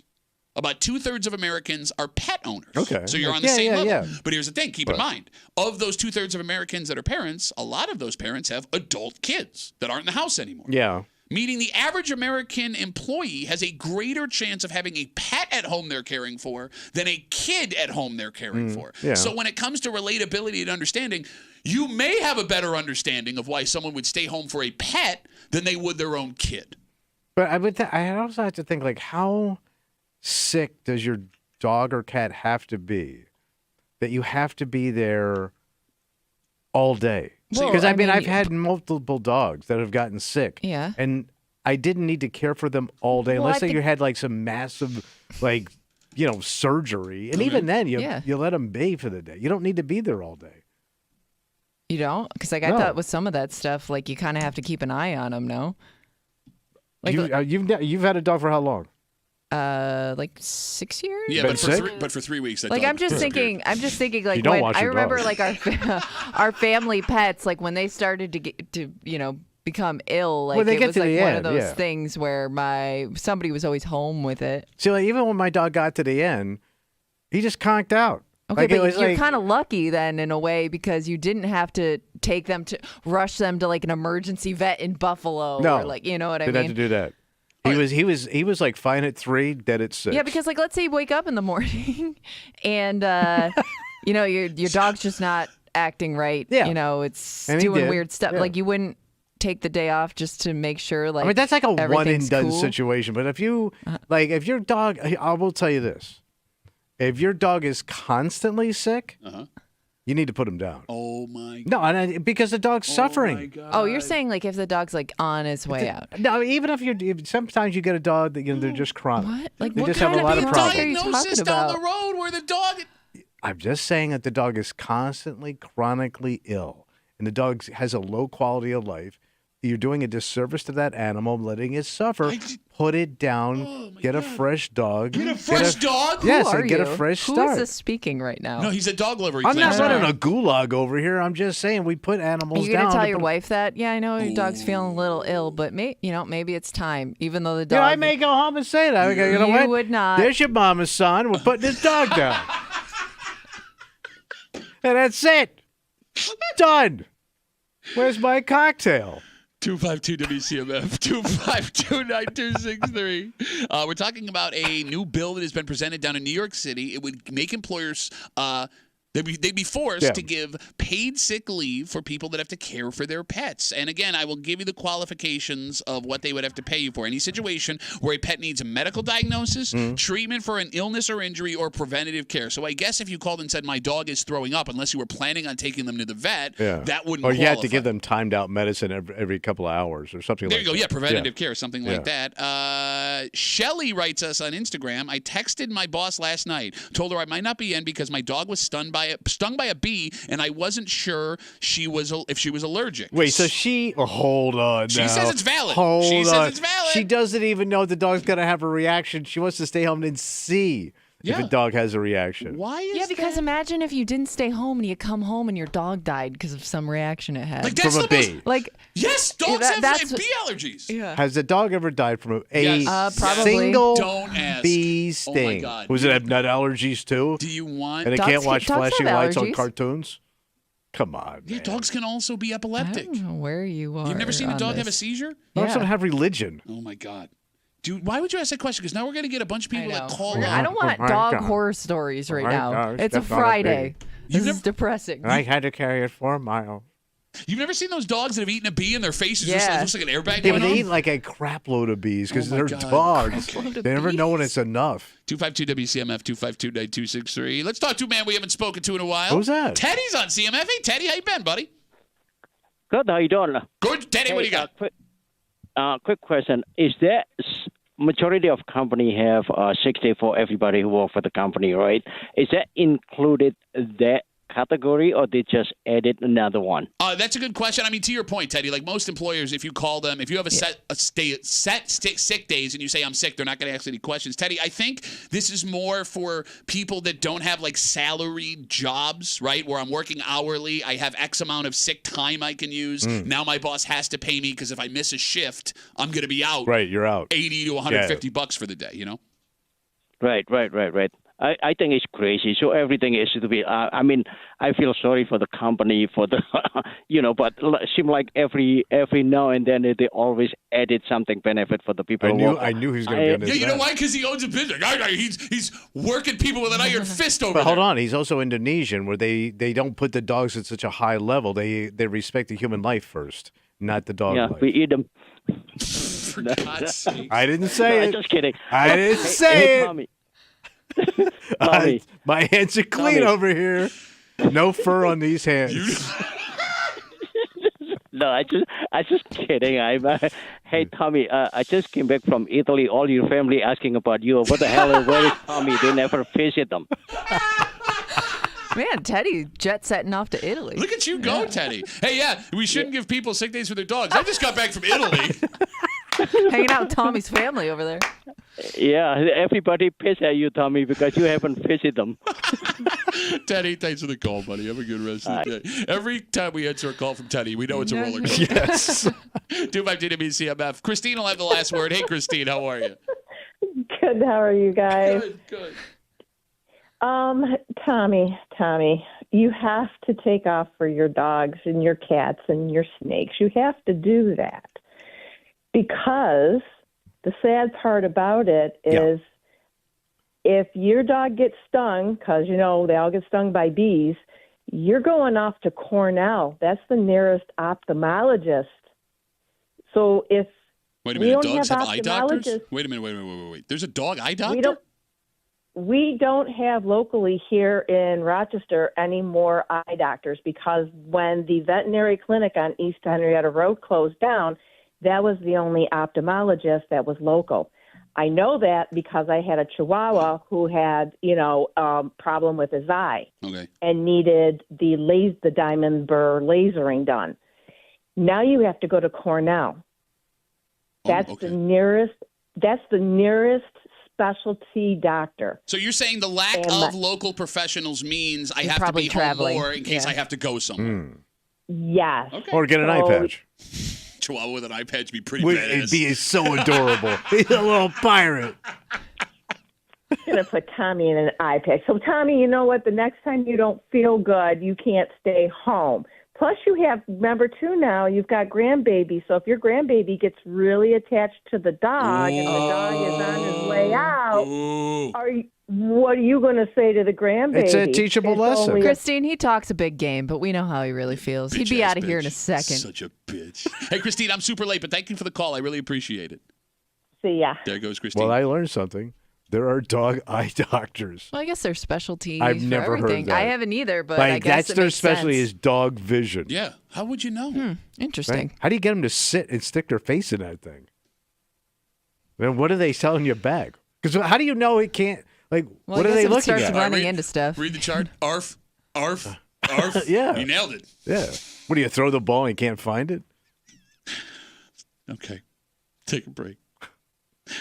It's that time, buddy. And you're confident because you say you know this team. I know this town, and I know this town. So 50 years, two towns. Tell me anybody else who's got 50 years of experience between these two towns. Two-town Tommy. That's me. Okay, all right. Tommy trying to continue his climb up. 2-3 last week, coming off his 1-for-15 3-week situation. I'm looking at some epic picks this week. We'll find out. It's a Tommy tells it like it is on a football Friday, Miami style. Next. Yeah, buddy. Here at the break room. Let's see you,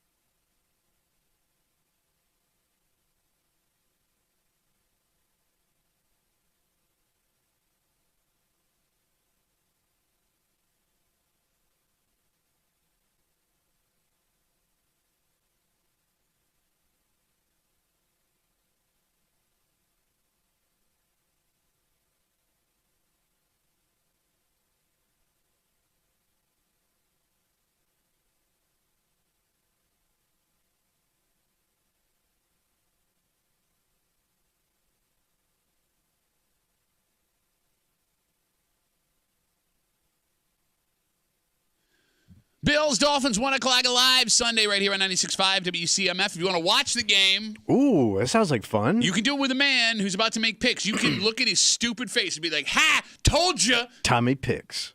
I don't think he heard what I was saying, Kimmy. Told you. Does he ever? No, he doesn't. I heard.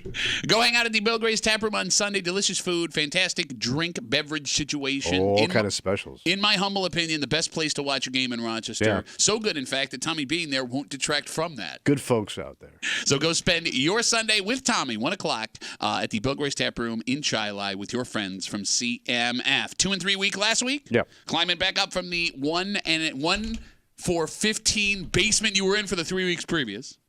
But you are confident. Yeah. And it has all to do with location. Bro, if I know a game, this is the game I know. All right. Well, there are some football experts that'll tell you what you want to hear, but only one.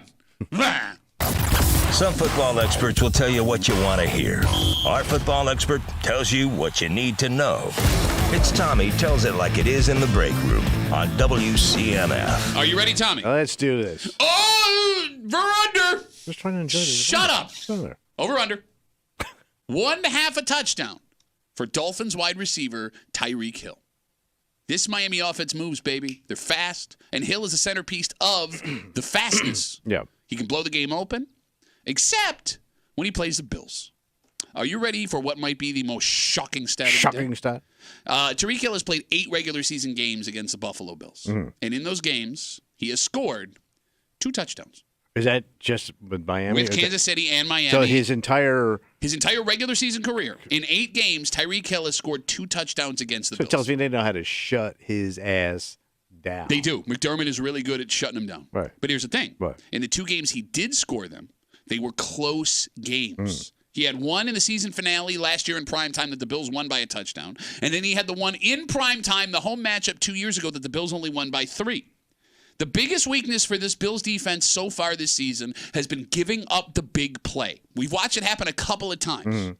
Tyreek Hill is a big play wide receiver. That's all he does. Right. So, Tommy, over under 1/2 a touchdown for Dolphins wide receiver Tyreek Hill. That kid's had a lot of problems. On and off. Yeah. Right? Yes. And some of it out of his hands. I mean, house burning down. Yeah, sure. These problems over here. Great. They're trying to get to the stadium. Okay. His quarterback has got issues. Okay. It's not good, Pat. All right. It's not good. It ain't happening. So you're saying you don't think he's going to get a touchdown? McDermott's going to just wall this kid in. All right. Again. No, look. If there is one weakness on this defense, because it looks like Terrell Bernard's going to play, at least he's been practicing this week, so that's he's good. the best. That's good. The back end is a little bit rough. The safety Always situation. is, but that's why you got to be gentle with the back end. Okay. You do this thing slowly in the back end. Take your time. You could also make the argument he's due. That is a legitimate, but And he ain't. that's the argument you love to make. He's due. But he old. He's also old. Yeah, I mean, sure, but And that team is banged up. And No. Tua ain't the same Tua coming to Tua town. says he's healthy. He says Of he's course healthy. he did. He said he was ready to play when he was doing jazz hands out there. So to be clear, you are under 1/2 a touchdown I'm ooned. for Dolphins wide receiver Tyreek Hill. Yes. All right. Our second pick. Over under 299 yards passing for Josh Allen. 299. 299. Josh has owned the Miami Dolphins. In the last 5 games, he's thrown for over 304 times. And the only game he didn't. He's Northern Marino. The only game he didn't was the Dolphins game earlier this year, and that was because, A, James Cook went off like a car alarm, and B, his night was pretty much done in the middle of the third quarter. Right. This passing offense looks like it's back to what we're used to seeing. It's clicking, Pat. It's clicking. And Miami has some defensive injuries. So if he needs to go get yards, Josh will be able to get them most likely. But the Bills have been winning games on the ground. And Sean McDermott likes it that way. If they lean on James Cook like they did in the first matchup against Miami, and now you have Ray Davis all of a sudden, Kimmy, we didn't know what he was during that first Miami game, that could affect how much Josh is used through the air in this game. Over under 299 yards passing for Josh Allen. Pat, would you say that the weather on Sunday is almost perfect football weather? Yeah, I would agree, yes. It's going to be pretty close. dry. Yep. Yeah. It's going to be cool. Uh-huh. Not too much wind. Yes. So all the elements are there. for Josh to have an unbelievable game. Mm-hmm. Unbelievable. Sure. James Cook had his best game of the season. 3 touchdowns, total touchdowns. He was the AFC Offensive Player of the Week the last time they played the Dolphins. And again, that was before we knew what Ray Davis could do. So I get what you're saying, but it's less risky to run than it is to throw. But all the elements are there for Josh to do what Josh does. I guess, yeah. Okay, let's not consider any of the I straight heard up all facts you're telling me what happened over here and over there. Yeah, the last time they played this exact team. Yeah, but they played it in Miami. Okay. Sweaty ass balls, rude people. Look, if there's one thing have you them know, drunk, don't even care about the game. They don't take care of their kids. The there's one town's thing out you of know- control. If there's one thing you know, it's sweaty ass balls. You Yes. see plenty of them. Yeah, especially down in Miami. I've seen it. Over under 299 yards passing. You telling for me Josh he Allen. can't get 300 yards? He didn't in get it a earlier this perfect, season. but this a is big game. perfect weather at home. Everybody's jacked to see Josh do his thing. He's gonna do his thing. So, Yeah, he's gonna get 300 yards. okay. And I don't care about James Cook and Davis over here and this guy over there. You should. No, you should. Like, see, this is like people. What about Miami before? This is why nobody ever. Back to the Bush administration. This is why nobody ever helps you with anything. Because, like, people try to give you a hand, and you just. So, to be clear, you are over 299 yards passing for Josh Allen. Okay. Tommy tells it like it is on a Football Friday. Bills Dolphins 1 o'clock live here on Sunday on CMF. He is under 1/2 a touchdown for Dolphins wide receiver Tyreek Hill. He is over 299 yards passing for Josh Allen. Third pick over 15 yards rushing. Wait, 15 yards rushing. 15 yards rushing for Dolphins quarterback Tua Tagovailoa. Oh. The elephant in the room for this weekend's game is Tua. Yeah. We all know the issues he's had with concussions. He's sick. He's a sick person. That's what people don't seem to realize. This kid is in medical trouble. Look, I'm One not- more hit, I know. and you may see something ugly. And I'm really worried about that this Right. weekend. And there have been calls for him to hang it up for good, but he pressed on, and I guess There is no medical doctor that says, yeah, he should be on that field. Look, he's been cleared. Including the Dolphins doctors really aren't crazy about Look, it. man, all right. Look, he played for the first time last weekend since the incident, and he looked decent. But like you said, That's one game. That's a snapshot. And forget the bad injury luck, period. Against the Bills, it's been more pronounced. The Bills are going to bring pressure. That's how you beat Tua. He's the reason. They're the reason he is the way he is. No, I would argue the reason everything started is because Mike McDaniel refused to take him out of that game after that hit But from you Matt set him Milano. up. Okay. Look, Bills are going to bring pressure that could force him out of the pocket. The question is, does he take off running like he does have the ability to do, or is he going to try and play it super safe on account of trying to keep himself healthy? So you know, in 3 games this year that he's played, Tua has rushed for 11, 17, and 13 yards respectively. All right, so he's not really taking off. No, but it's 15. Yeah. Over under 15 yards rushing for Tua. I mean, that's a very small amount of yardage. That could just happen in a broken play, correct? It can, but I mean, there could be. Look, we've seen Josh stop running. Yeah. There are plays where, at least, earlier in the season, there are plays where he could have taken off and he didn't do it. There could be a mandate, like, look, if you're going to go, you're going to stay put. But they could be in desperation by at a point in the game where he feels like he's got to do something. And that's what scares me the most Yeah. about that. So Because I'm that's how gonna he got hurt against DeMar Hamlin. He was in desperation. They were down big. And I think that's what's going to happen. So I'm going to take the over. You on take that. an over 15 Yeah, I yards think rushing. the kid's going to get desperate and he's going to try to run, and it's going to be not good. Okay. The Bills they opened as 6.5-point favorites against the Dolphins at home. That line is moved. It is now 5.5. Not much. Okay. Seems like a slam dunk, right? Oh, it's a dunkaroo. Okay, there are 2 things you need to know that I explained earlier this morning, but I will share with our audience listening now. All right. Since 2020, against Miami, the Bills have not covered a spread of 4 or more points. When the Bills are favored by a little, they blow out the Dolphins. When the Bills are favored by a lot, they are 0-5 against the spread, 4-1 straight up. It's weird. The other stat you need to know. The last 3 games the Bills have played on Sunday during fallback weekend, they are 0-3. So you say they really struggle with the time change. No, I'm not saying that. I'm saying statistically it's shown the last 3 years they do. Yeah. Sean McDermott, a very regimented coach. I think it is a legitimate question when the hour gets changed if that has an effect on them. All right? And keep in mind this. Miami is also a desperate team right now. They need this win to keep any hopes of the playoffs they have alive. Mike McDaniel, the head coach, may need this win to keep his job at the end of the season. Okay, but he don't throw balls. Do the Bills win? And if they do, is it by 6 or more points? I don't do this. I'm having deja vu right now. I don't. I'm going home. No, I just gave you all of the information. But you give me a bunch of crap history that's a smoke and mirrors don't count. What the hell information doesn't count. 1920, 2020, over here. You're the when one that this likes to happened. bring up the past all the time. Full moon. No, it fine applies to shade. last year. It applies to last Spring year. forward and fall The back. Bills were slight favorites in their first matchup. They blew them out. The Bills were underdogs in their second matchup. It was a close game. Wait, yeah. You get what I'm saying? Now you got me all backwards. Oh, yeah, it's my fault. You got confused with your own stats. Did I win a game or is it my 5.5? Just get to your point, man. Dear God. I'm trying to. But you guys, overstat my ass. And you're trying to confuse everything. Can I speak? Yes, can I speak? Do they win? It is by 6 or more. Okay. I think You're gonna make me that the curse. Bills win. And? And they cover. Okay. Okay. Yeah. And that's it. Now you're done? Well, I mean, what are you asking me beyond that? I'm not asking you a thing. I'm not asking you a thing. We're asking if you're done with your pick is what we're asking. I mean, I see this being a hell of a game, Pat. A hell of a game. Yeah. Yeah. So what does that mean? I'm thinking big things for the Bills, Oh my baby. God, I wanna 0-5 punch you in against the face. spread. 0-5 against the spread. 0-5 against when the they are spread. favored by 4 or more since 2020. Okay, just say it, stupid. Just say it. Will you just say it?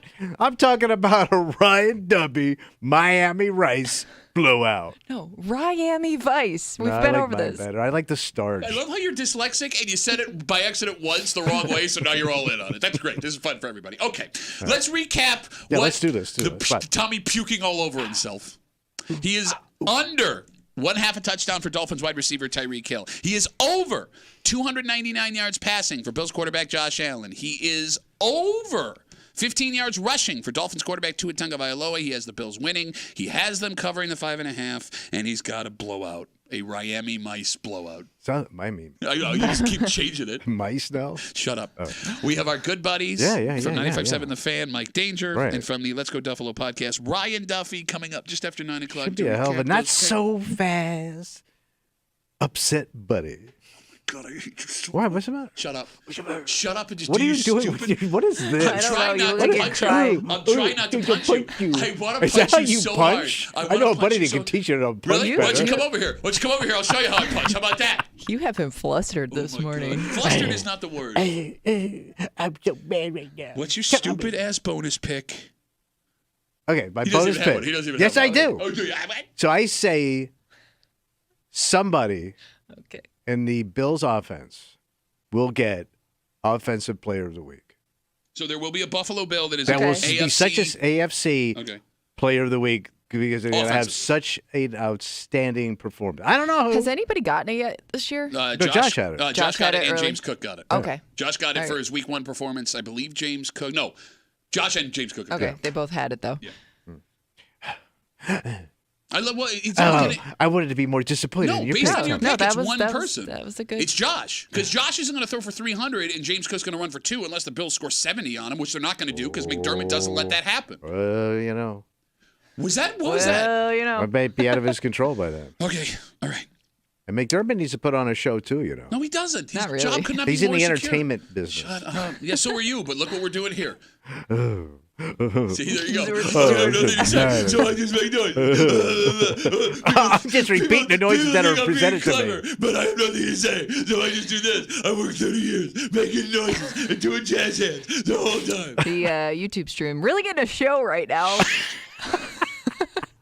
Getting a puppet show and everything. Mike Danger from 95.7 The Fan, and from the Let's Go Duffalo podcast, Brian Duffy, just after 9 o'clock to recap Tommy's picks here on a Football Friday on CMF. But before we get there, you're of the belief, Tommy, that guys should be throwing clothes out from back in the day. Don't try and wear something that you wore 30 years ago. Yeah, that don't you, work for it. Yeah, that you kept in the closet. But Kimmy says there may be an exception because this one thing that has not only become very expensive but super cool. But it's old. Oh, it's super old. May give you clout Damn. if you wear it out of the house. We'll tell you what it is, and we'll do it next here in the break room on CMF.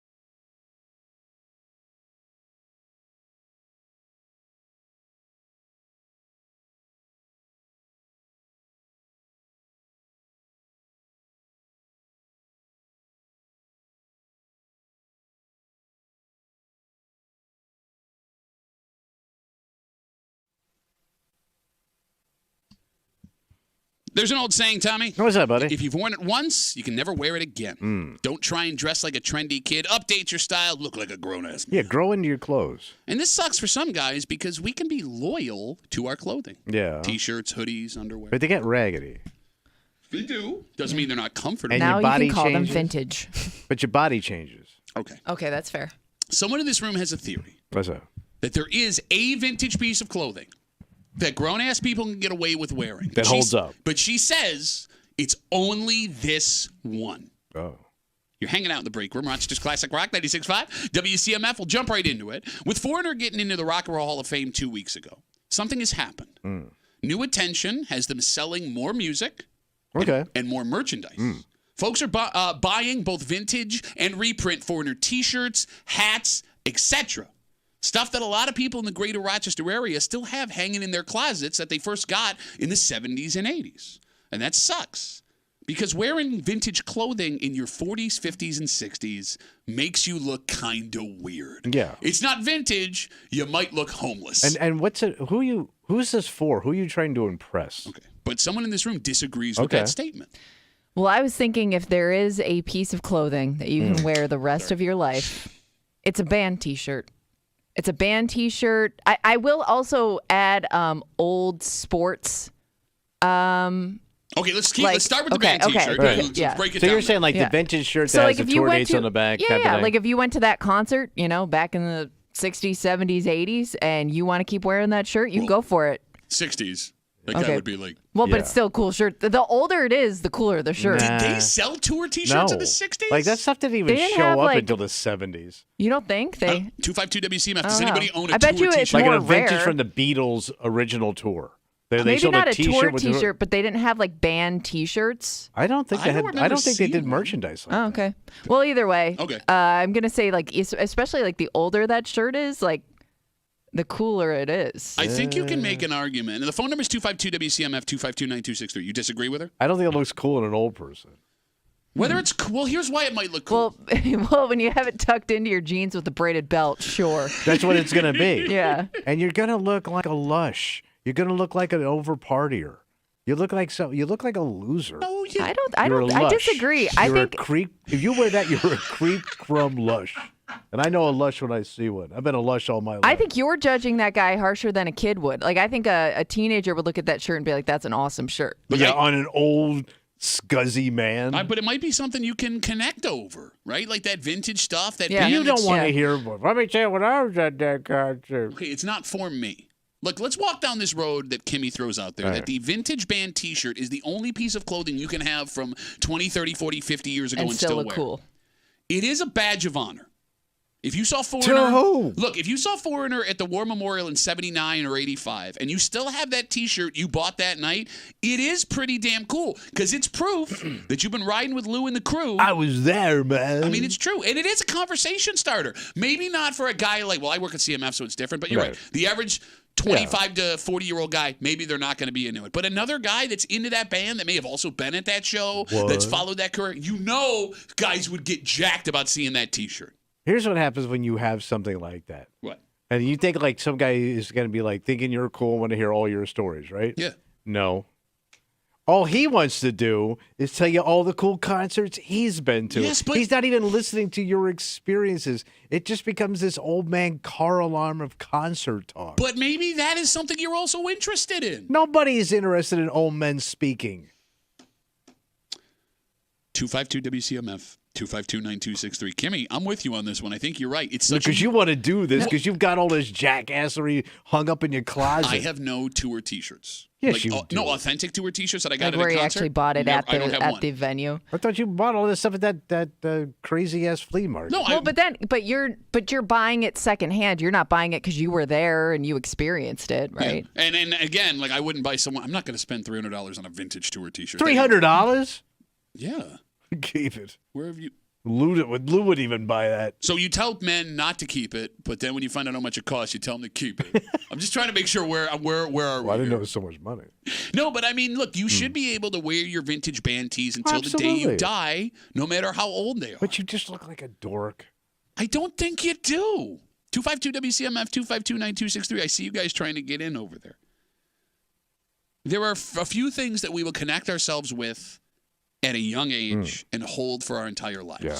And a band is one of those things. Yeah. Right? Like, I know there are bands that come and go that you love and then you kind of get annoyed by, but a band like Foreigner, a band like Zeppelin, a band like the Stones, a band like the Beatles, ones that you, like, latch your identity to, yeah, you should be able to wear that T-shirt. You should, but I don't think anybody is impressed or cares about your stories anymore or what you did back in the 70s when you were chain smoking and I don't think you need to booze. have a story. Like, I think you just, somebody could look at that T-shirt and be like, that's a cool T-shirt. I don't think it has to come with, like, a whole, tale behind it. And it's I just think a simple thing of wearing a cool T-shirt. No, if the clothing had tails behind it, Tommy would be wearing it to work.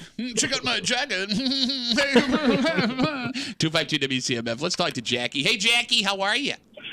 I'm great, thanks. How are you? Good. What do you got for us? We took our kids to see Billy Joel in Chicago this summer, and I pulled out my old T-shirt from early 90s, and my daughter wore it to the concert. Okay, it would have been cool, but everyone knows River of Dreams sucks. No, it was before River of Dreams. Okay, we're okay then, Jackie. I'm And sorry. we're Go off to on. the races. People saw it, and they thought it was cool. It's literally vintage. Why didn't you wear it, Jackie? Well, because I'm not 20 anymore. Oh, it don't fit, bro. Well, so what? It shouldn't fit. She's sagging in all the wrong places. That poor thing, man. Exactly. You are so right, Tommy, because gravity sucks. But I don't know why Put you that on a T-shirt. No, well, you can't wear it because gravity sucks. I also wouldn't want my daughter wearing that, knowing Why? what you did in that T-shirt. Oh, my God. Jackie. Why do you always make this creepy? Oh, Jackie had some fun in that T-shirt. I don't think you have sex in a Billy Joel T-shirt. You don't think she got felt up at the concert? Jackie, where you felt up in that Billy Joel T-shirt? I don't know. That's a long time That's ago. how bad she was that night. The whole row had to squeeze. Bro. To be fair, I was at that concert with my now husband. So... Oh, so you did get felt up. Oh, of course he did. Yeah, probably. Okay, all right, Jackie. Well, I'm glad you had a good time at both the shows. I said, daughter, would you want to wear a T-shirt your mother wore to our concert? Well, she's not 40 thinking years of ago? that. Yeah, You should. Daughters and mothers are sharing a ton of clothes now. Jackie, you can back us up on that. Her style is what I would have worn when I was her age. That makes sense. It all came back around again. Yep. Yeah. So Jackie's cool, man. Sure. All right. Yeah, we'll go with that. Jackie, thank you for the call. I really appreciate it. All right. Have a great day, guys. You too. Bye-bye. So you said there's nothing from 30, 40 years I ago. mean, the older you get, the less you're impressed by stuff. It just happens. You get old. Because, Kimmy, you said you brought You've up seen it. You brought up the concert tee. Yeah. You brought up a second thing that you think guys can wear Yeah, forever. because you know what? I always thought this was like my dad has some really cool vintage Chicago Bulls stuff. Okay. Yeah. And I'm like, Dad, this is he wears it for comfort. I'm like, Dad, that's a cool shirt. Like you're wearing something that kids now would probably pay $200 for. And my husband said the same thing with his dad. His dad has all this vintage Bills stuff, and his dad doesn't understand why my husband would want it or think it's cool. He's like, yeah, you can have that. I don't care. He's not impressed anymore. But that vintage Bill stuff from the 80s and 90s is selling for money you cannot comprehend. Like those old Super Bowl sweatshirts they used to just sell at Wegmans, right?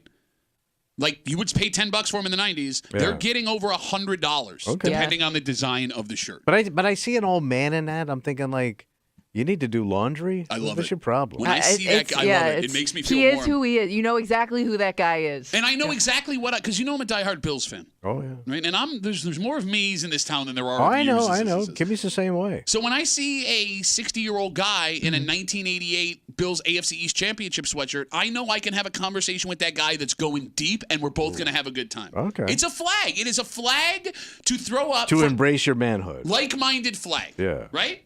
Okay. No? You disagree? I don't want to talk to that dude. No, they don't want to talk to you. It's good.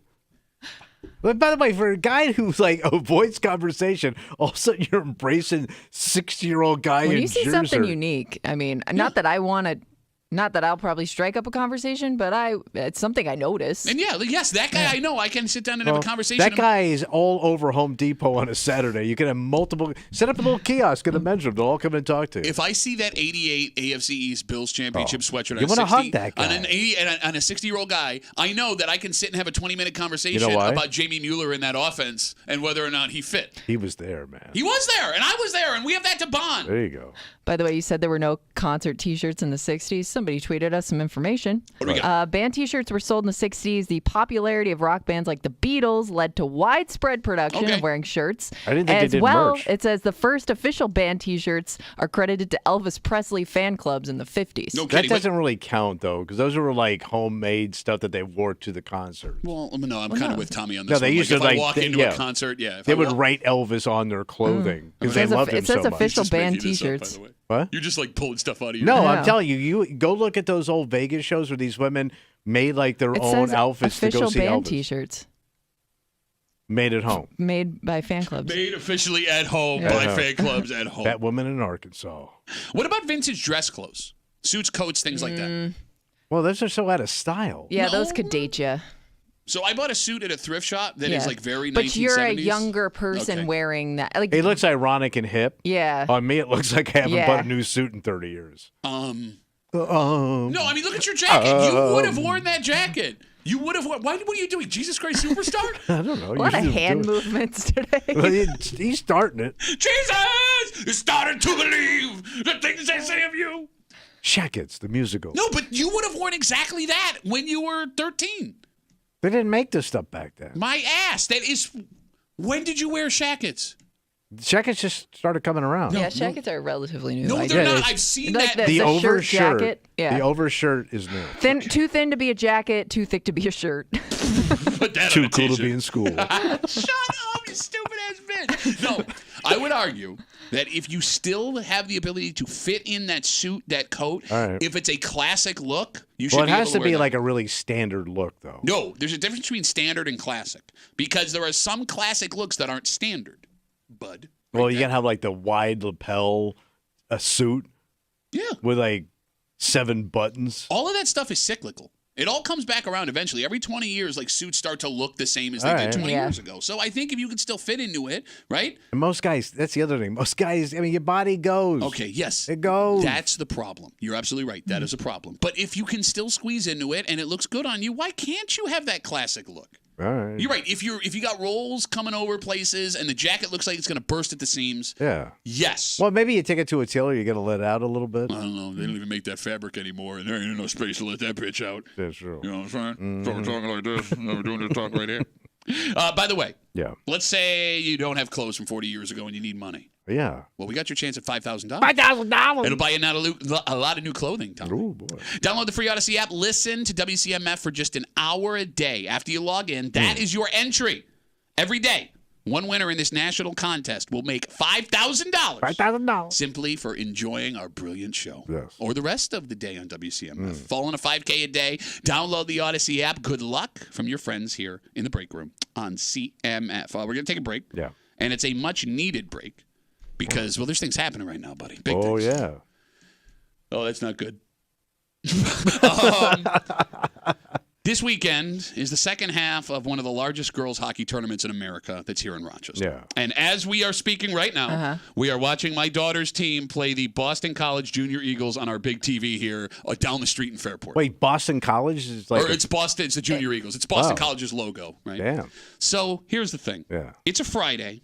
It's 8 o'clock in the morning, and my daughter is on the ice playing hockey. All right. It's exciting. It is very exciting, except I feel like the world's worst parent. Why? Because I am here and they are streaming it. there. Well, there ain't a lot of people there anyway. I know. So. See that? That's the crowd. There's a ton of people right there. I can see them. Oh. And our parents had expectations. Just let it go. Our parents had expectations, what they were supposed to be for, be there for.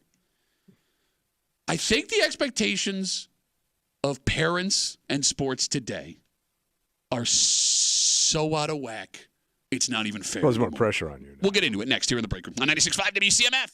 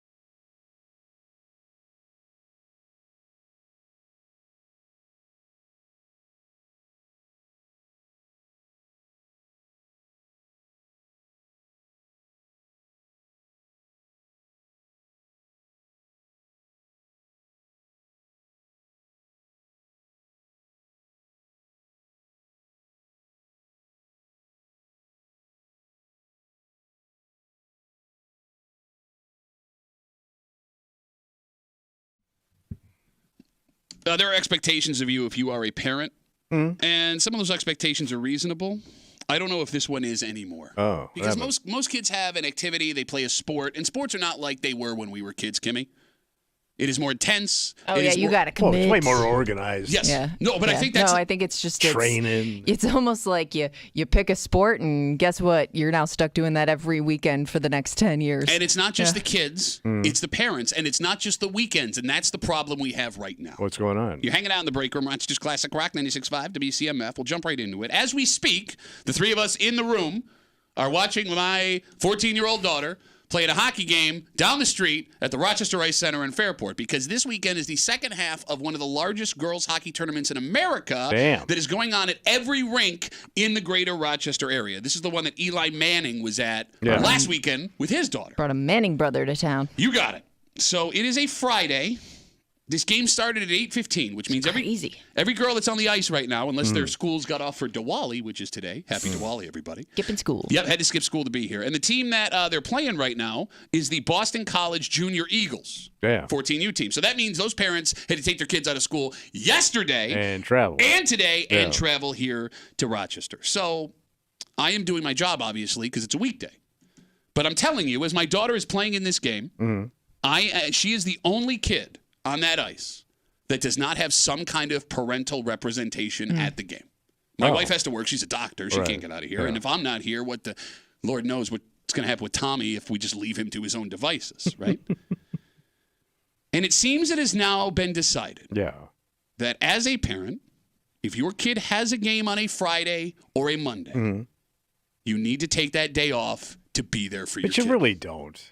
Oh? You don't. Oh? You go to enough of this stuff. Yeah. You don't need to be there constantly. Okay. I mean, do kids not carpool anymore? Because I remember parents were like, yep, this is your day to take everybody. And that, you know what I mean? For practice. That'll happen But for you're practice. not my dad who didn't do a goddamn thing. You're jet assing all over town for these kids. I also think you miss a there's- couple of games. Who cares? There was a point, too, where the kids don't want you there either. Right. So or don't care if you're there. I know my daughter cares that I'm there because she was giving me crap last night that I wasn't going to be Because there. she knows it's leverage against you. she's figured you out. So, she's going to do that. She made sure that I would have the game up on our TV while we were doing the show so I could watch what she does. And I'm going to be honest with you. What's that? I feel unbelievably guilty that I am not at this rink watching my daughter I get play why hockey you would right feel now. guilty, but I think sometimes it's more important to you than it is to her that you're there. Okay, maybe. I mean, you might be right because we all played sports as a kid. You had you described your dad as a little overbearing when it came to sports. Oh, you just, he was a know-it-all. Well, yeah, but I do know. That's I've been every there before. day. Yeah, but we've been there before. Well, have I've you? done this. Okay. You didn't play high school hockey. I did not. I was out there boxing. But this is not high school hockey. This is 14U. Okay, but I'm saying, you didn't even play at the level she's at right now. Okay, look, we can do semantics all you want. Pond boy hero. You played Score is 0. So you did this. I'm actually You did impressed by this. that. Shut up! I like that one. I approve. The phone number is 252-WCMF. 252-9263. That's the thing, though. I mean, and when it comes to my dad, when it comes to you, your daughter's already playing way more competitive in the sport than you guys ever did, just because of the way these sports have grown, I guess, with kids. The training your daughter does. Yeah. You didn't train like So, that. at some point, she trained a little harder, maybe they she wouldn't be down probably 3-0 Pork now. nachos after the game. Just saying, down 3-0. How about a little more training, kid? Skate, back check, for God's sakes. She knows more than you. 252-WCMF, 252-9263. What are you expected to drop in your life for your kids' sports? Because weekends are one thing, right? Sports parents are used to not having a social life.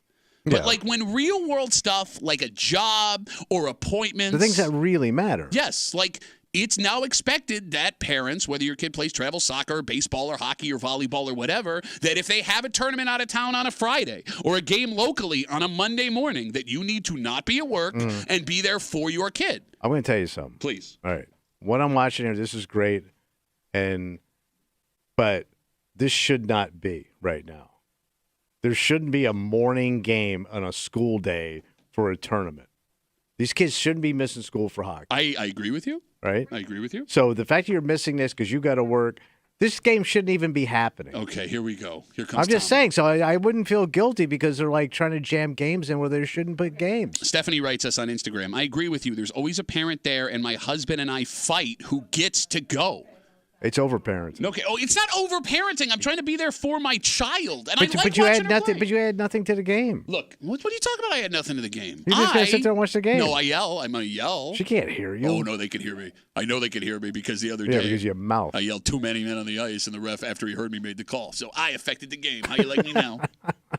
No, look, man, there are 10,000 people coming through Rochester this weekend for this tournament, right? So don't sit here and say this isn't something that should be happening because it is happening. Whether or not you like it, it's happening.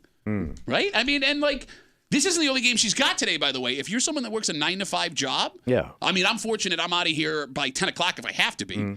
She's got a game at 3 o'clock out in Scottsville. So if I work till 5, I would be missing both games today. Right. And I would feel like the world's worst And your whole father. day's tied up. You can't do that. The whole it's weekend. impossible. No, the whole weekend is shot. Yeah. Tomorrow morning, she's got a game in Brockport at 8 o'clock in the morning. And then she's probably got another game in the afternoon. Yeah, either that or Sunday, so we'll see how that goes. Look, man, I get not having kids, and this is funny too, Kimmy. Like, if he lives long enough, which he won't, but if he lives long enough where his grandson starts doing something like this, you will be there because I'm telling you. I'm flying to Chicago to see a Blackhawk game. Probably. Yeah.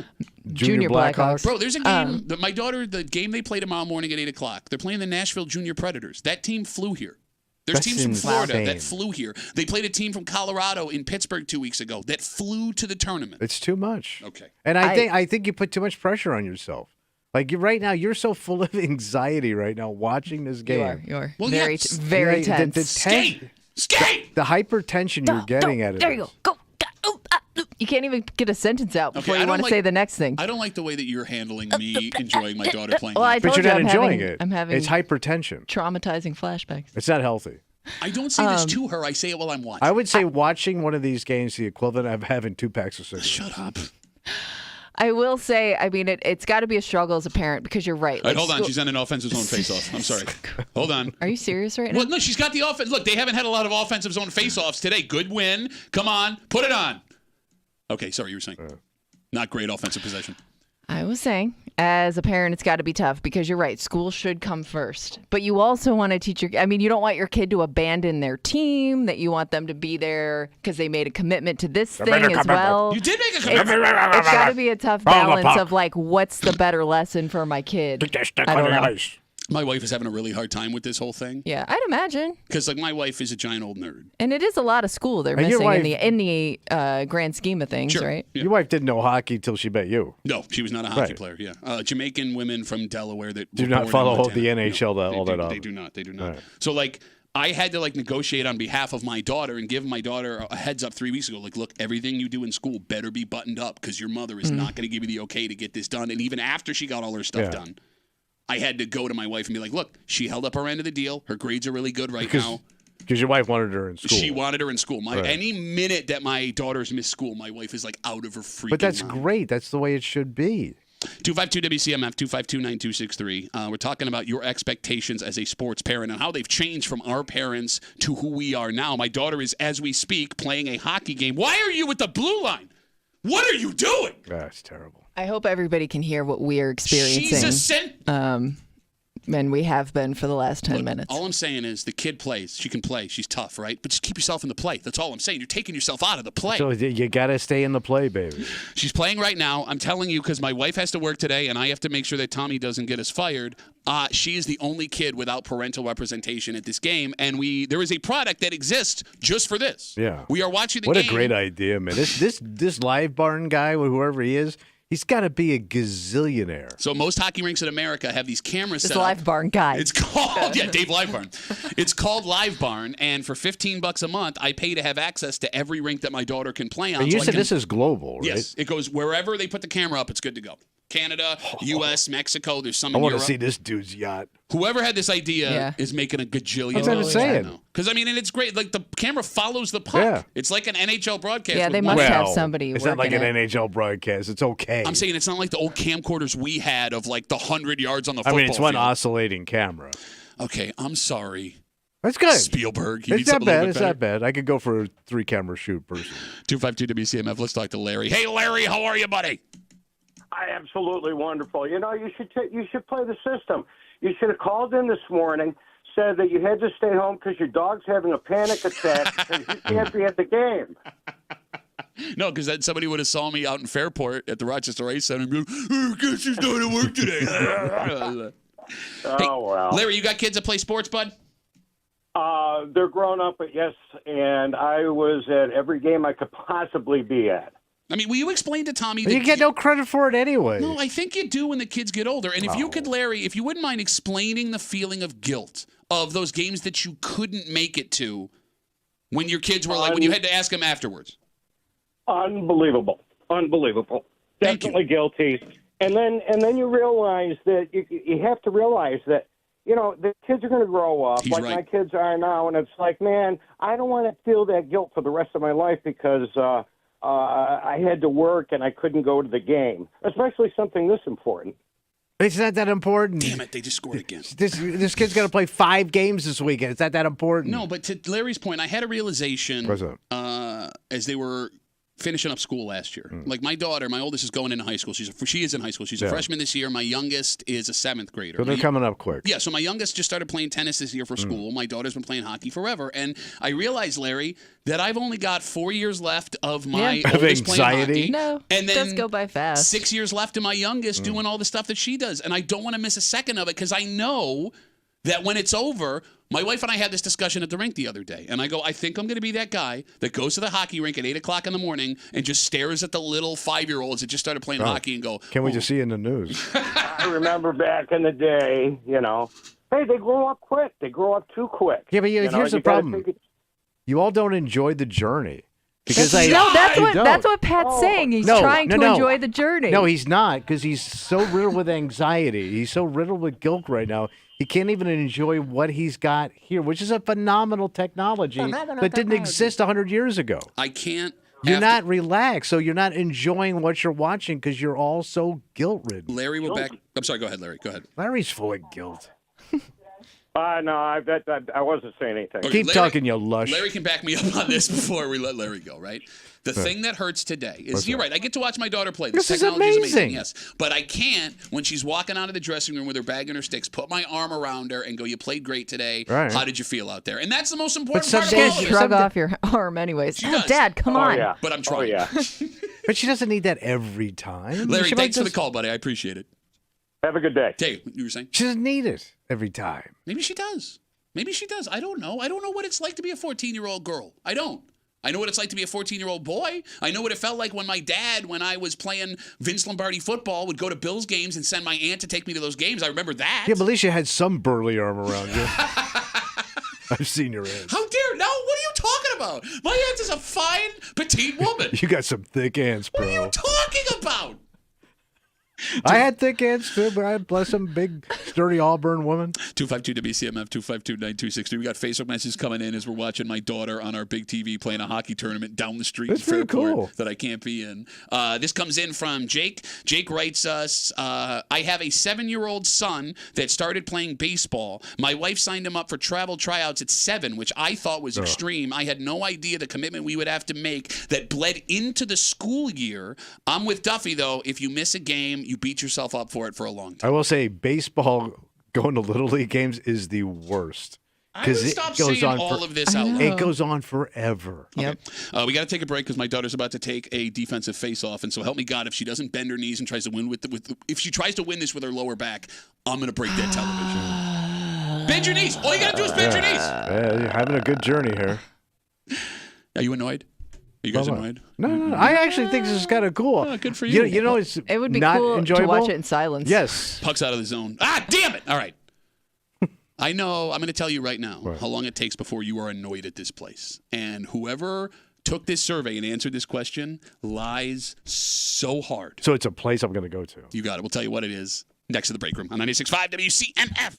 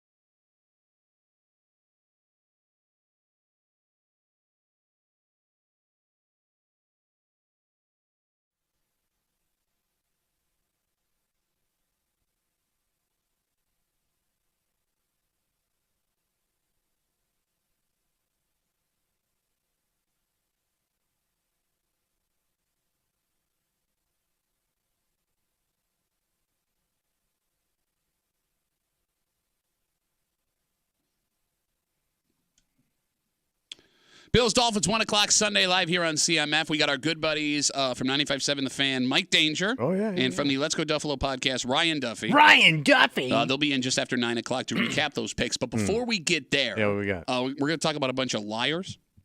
We have a study, a survey in front of us. Yeah. If I were to ask you how many minutes you are willing to wait for food at a restaurant before you get annoyed, how many minutes do you say the average American would be willing to wait? Less than 10. Okay, Kimmy, would you like to take a shot? How many minutes it takes before the average American is annoyed waiting for food at a restaurant? 25 minutes, Okay. just under a 25? half hour. Okay, so we're saying sit down. Would you like to change? Oh, no, I stick with mine. Okay. Because you're not going to get up and walk after 20 minutes. No, but that's not the question. When do I start getting annoyed? Okay. Kimmy wins the Price is Right without going over. 29 minutes. Oh, they are so full of 30 minutes. Because if it's 30 minutes, now you have like a marker in your head. Like, okay, we're getting into territory where is there something wrong with my order? Like, and then you start to look around the table and think who to blame, like whose order is taking But the you've also had longest. that parade of delicious food going past you Yes, that too. non-stop, which means it's going to lower that time. So they say 29 minutes from seating to food on the plate, and they break it down even further. And this is the funniest part. The average American said they would be fine waiting 13 minutes for their waiter to arrive to take their order. Oh, what are you, in Europe? Where they 13 throw the minutes. menu at you? Okay, is that what they do in Europe? They throw menus They throw at you? everything at the Americans. They then say from that point on, you are okay waiting at least maximum 17 minutes for your food to arrive from being ordered, and that gets you your 29 So minutes. I'm going to sit down at a table, and nobody's going to interact with me basically for 13 minutes. Yes, and people like will be not okay come with up and go, water, drinks, what? I mean, nothing. it does say take your order, so I guess. Because maybe usually that's- once they come up, They'll they'll at take least your say order. hi or I'll get to you or Yeah. Because the first thing you're going to do is get water unless you want something from the bar. Sure. So you're saying you agree with me? Everyone's full of crap here. I would be pissed off if I'm going to wait 13 effing minutes before I get a drink. He would be so mad. He would think about maybe possibly saying something sometime in the future if he had ever gone back. I would be annoyed. You were you wouldn't do nothing. No, but that's not your question. He was a bitch. Yeah. You saying, when am I annoyed? Yeah, but you're annoyed the second you I'm walk annoyed into right the now. place. I don't like this live barn anymore. So here's the funniest part of this Go ahead. story. You ready? So at a sit-down restaurant, the average American says they are willing to wait 29 minutes for their food. That being said, that 29 minutes before you're annoyed for your food also counts for delivery. Delivery? Yes. So whether they are walking the food from the kitchen to the table or or driving it from across town, we have a maximum wait That's of weird. 29 minutes before we get annoyed. I always thought when you do delivery, you have to give yourself at least an hour.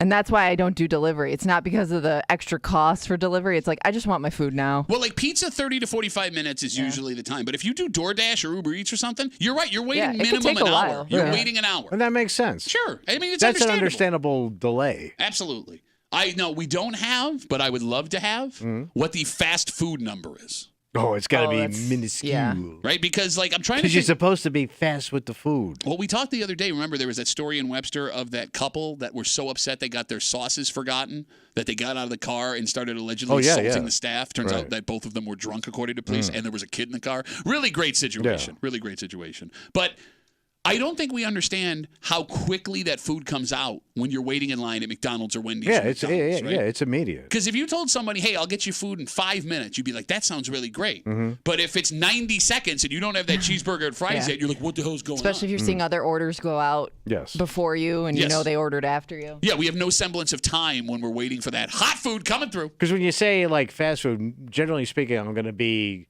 going in my. I mean, I'm in my car, I'm not in physical store. You keep saying that. Way more people than you think sit down inside Really? fast Where food. are they? I don't see them. I see inside a line the out there. restaurants? Inside the restaurants. Now sitting around a McDonald's. Hello. How many times do we have to have this lingering over conversation? my fries. I love sitting. You're either an eat in store fast food person or you never do it and you take it to Why go. would I and go eat in it. there? Oh, Like, my you're a husband's a weirdo big that eats eat by in himself. McDonald's guy. You're It's really weird. annoying. You're weird taking it home because it's cold by the time I get No, at I the eat in front the door. car. I eat in the car. I eat in the car. My fried fennel that I get very delicious. You're doing me, doing you, doing me. Yeah. Yeah, I get what's For exception. I know what's going on here. All right. So I guess the moral of the story is: 1, don't be a liar. Hurry up. Because you lied. Yes. 2, be more patient. These people are It's hard. They're handling your food, bro. I will say this: if the place is slammed and if everybody's hustling, it may take you down a notch. But if it's kind of slow in there and they And drag that's an sometimes ass, when it does take the longest because maybe they're short-staffed or something. but if you're up talking to the bartender about what you're doing that night, or where you're going to go score your weed after work, or who nailed who last night after the shift, come on, let's go. Right. Get the cocktails out. Speaking of let's go, we got our good buddies from 95.7 The Fan, Mike Danger, and from the Let's Go Duffalo podcast, Ryan Duffy. Ryan Duffy. Let's see if he's creative enough to keep this train rolling. My money's on no. We recap Tommy's picks on a Football Friday. We do it next here at the Break Room on CMF.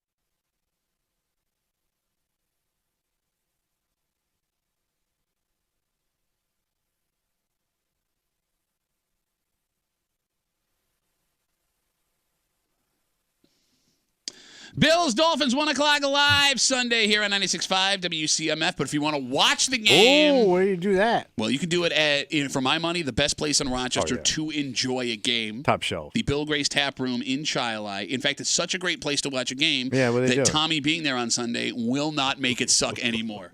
And you know when Tommy shows up, the sucking starts.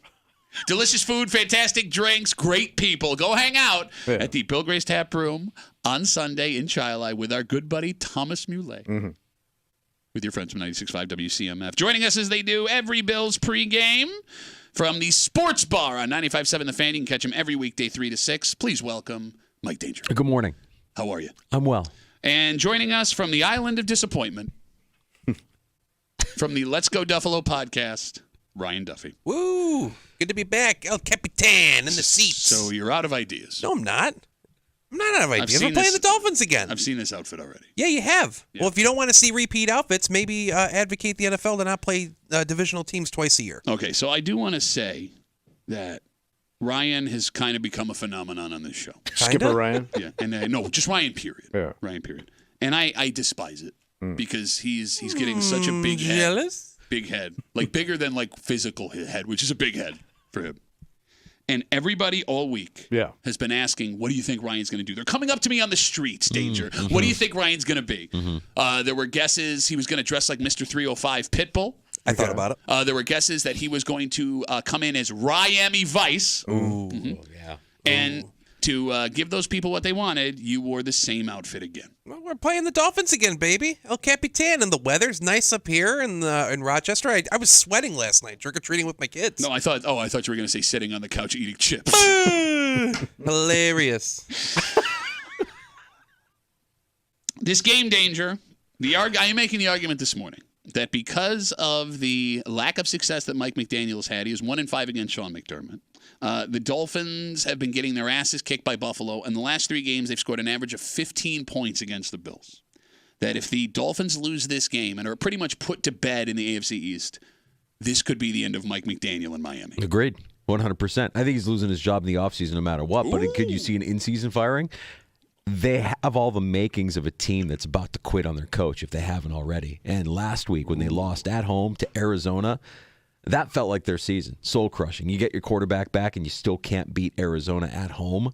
And now you got to come to Buffalo where you haven't won in regulation since 2011. Yeah, good luck out there, pal. Oh, it's all coming No, my wait a way. minute. You told me I was crazy for thinking he was going to get I fired. want to hear what Captain Neptune has to say over here. Neptune. Nobody gets that. Ryan, how do we explain how the Dolphins have had such little success overtaking the Bills in the AFC East? They spent a fortune on talent. They go and get this guy who's blowing teams out that aren't halfway good. You would think with what they have on the roster, I mean, logically, they should have been able to beat the Bills once in the last 3 years. Yeah, I agree. Twice, I'm sorry. Yeah, no, I completely agree. It's a bit of an anomaly, but hey, I'm happy that Buffalo's got the guns that they have. You know, obviously Josh Allen on the field, you could beat any team any week. I don't think it's crazy, but the Bills are a great team. No discredit to the Dolphins. I think they obviously have built toward trying to beat the Bills. We are the new trophy as far as like taking down, which was the Patriots years ago, as far as the Dolphins are concerned. But yeah, no, I mean, it's awesome for us, but a little bit of an anomaly, I would say. Guys, we're living in the golden age of the AFC East for the Buffalo Bills right We really now. are. You don't even realize it. I mean, like the other 3 teams in this division are so bad. And even when you have a season with a roster that isn't as talented as what we've come accustomed to during Brandon Beane's era, with all that dead cap money, and you're still dominating in this division the way the Bills are, we are the Patriots without the Super Bowls. I don't know, Danger. Jets fans are convinced after their team beat an at-home win on a short week with a team that has all of their wide receivers injured, that was their Kickstarter to a playoff run. You watched that game, right? Oh, I watched that game. That game was terrible. Both teams looked terrible. Can't believe the Bills lost to that Texans. I mean, it's not the same Texans team that we saw a few weeks ago, but that was a horrible game, and they shouldn't feel proud about winning that game. That doesn't mean anything. All right, First half was bad. I mean, horrible. The first half was abysmal. I mean, it got a little bit more exciting toward the second half, or in the second half of the game. But I'm with you. I mean, it's not the same. And I agree, the Bills should have played better against the Texans. Okay, that being said, Tommy made his picks this morning. He's coming off a 2-3 week following. I'm feeling pretty good here, buddy. Okay, no, again, if they agree with you, it doesn't mean you win. It's what the Bills do. I understand. I don't think you do. Let's get to our first pick from a Tommy Tells It Like It Is this morning here on CMF. Over under 1/2 a touchdown for Dolphins wide receiver Tyreek Hill. That kid's had a lot of problems. On and off. Yeah. Right? Yes. And some of it out of his hands. I mean, the house burning down. Yeah, sure. These problems over here. Great. They're trying to get to the stadium. Okay. His quarterback has got issues. Okay. It's not good, Pat. All right. It's not good. It ain't happening. So you're saying you don't think he's going to get a touchdown? McDermott's going to just wall this kid in. You could also make the argument he's due. That is a legitimate, but And he ain't. that's the argument you love to make. He's due. But he old. He's also old. Yeah, I mean, sure, but And that team is banged up. And No. Tua ain't the same Tua coming to Tua town. says he's healthy. He says Of he's course healthy. he did. He said he was ready to play when he was doing jazz hands out there. So to be clear, you are under 1/2 a touchdown I'm ooned. for Dolphins wide receiver Tyreek Hill. Yes. Here's your fun fact of the day, Danger. In 8 regular season games with both the Chiefs and the Dolphins, Tyreek Hill has scored exactly 2 touchdowns against the Buffalo Bills. But the touchdowns he did score came in tight games. He had one in the season finale last year and one in the primetime home Bills matchup 2 years ago that the Bills won by 3. Over under 1/2 a touchdown for Dolphins wide receiver Tyreek Hill. Tyreek Hill, if I'm not mistaken, didn't practice on Wednesday, and he's dealing with a bit of a foot injury. He doesn't look like the same Tyreek Hill. In fact, I think he's on pace for something like 800 receiving yards this year. I mean, it's just not like a Tyreek Hill season like we've come to expect. So I think there's things catching up with him, whether it's the off-field stuff or just some maladies, some injuries that he's dealing with. Didn't say that. I don't think he's getting in the end zone. I'm taking the under on this one. Ryan? Yo. You are someone who believes in the do factor. Yeah, totally. Over under 1/2 a touchdown for Tyreek Hill. To Danger's point, I did notice that he was Tyreek Hill was on the injury report. It listed him as rest, like a vet rest day. So I was like, oh, okay, maybe. But if he's dealing with injury, like I agree that this has been a weird season for Tyreek Hill, and obviously, with Tua going down and there being a little bit of weirdness on the offensive side, you could expect why that would be the case. Still, even if we have a fully healthy Tyreek Hill, you have Christian Benford on the defensive backside for the Buffalo Bills. You have Rasul Douglas. You have Taron Johnson. You have a very human cruise missile in Taylor Rapp. I think the Bills, the Bills' defensive backfield is elite at this point, and I don't see Tyreek Hill getting in the end zone. Sweep Ola. Okay. We got Instagram messages coming in. Steve writes us on Instagram. This is for Ryan. I'm going to quote. You ready? Yeah, please. Boo!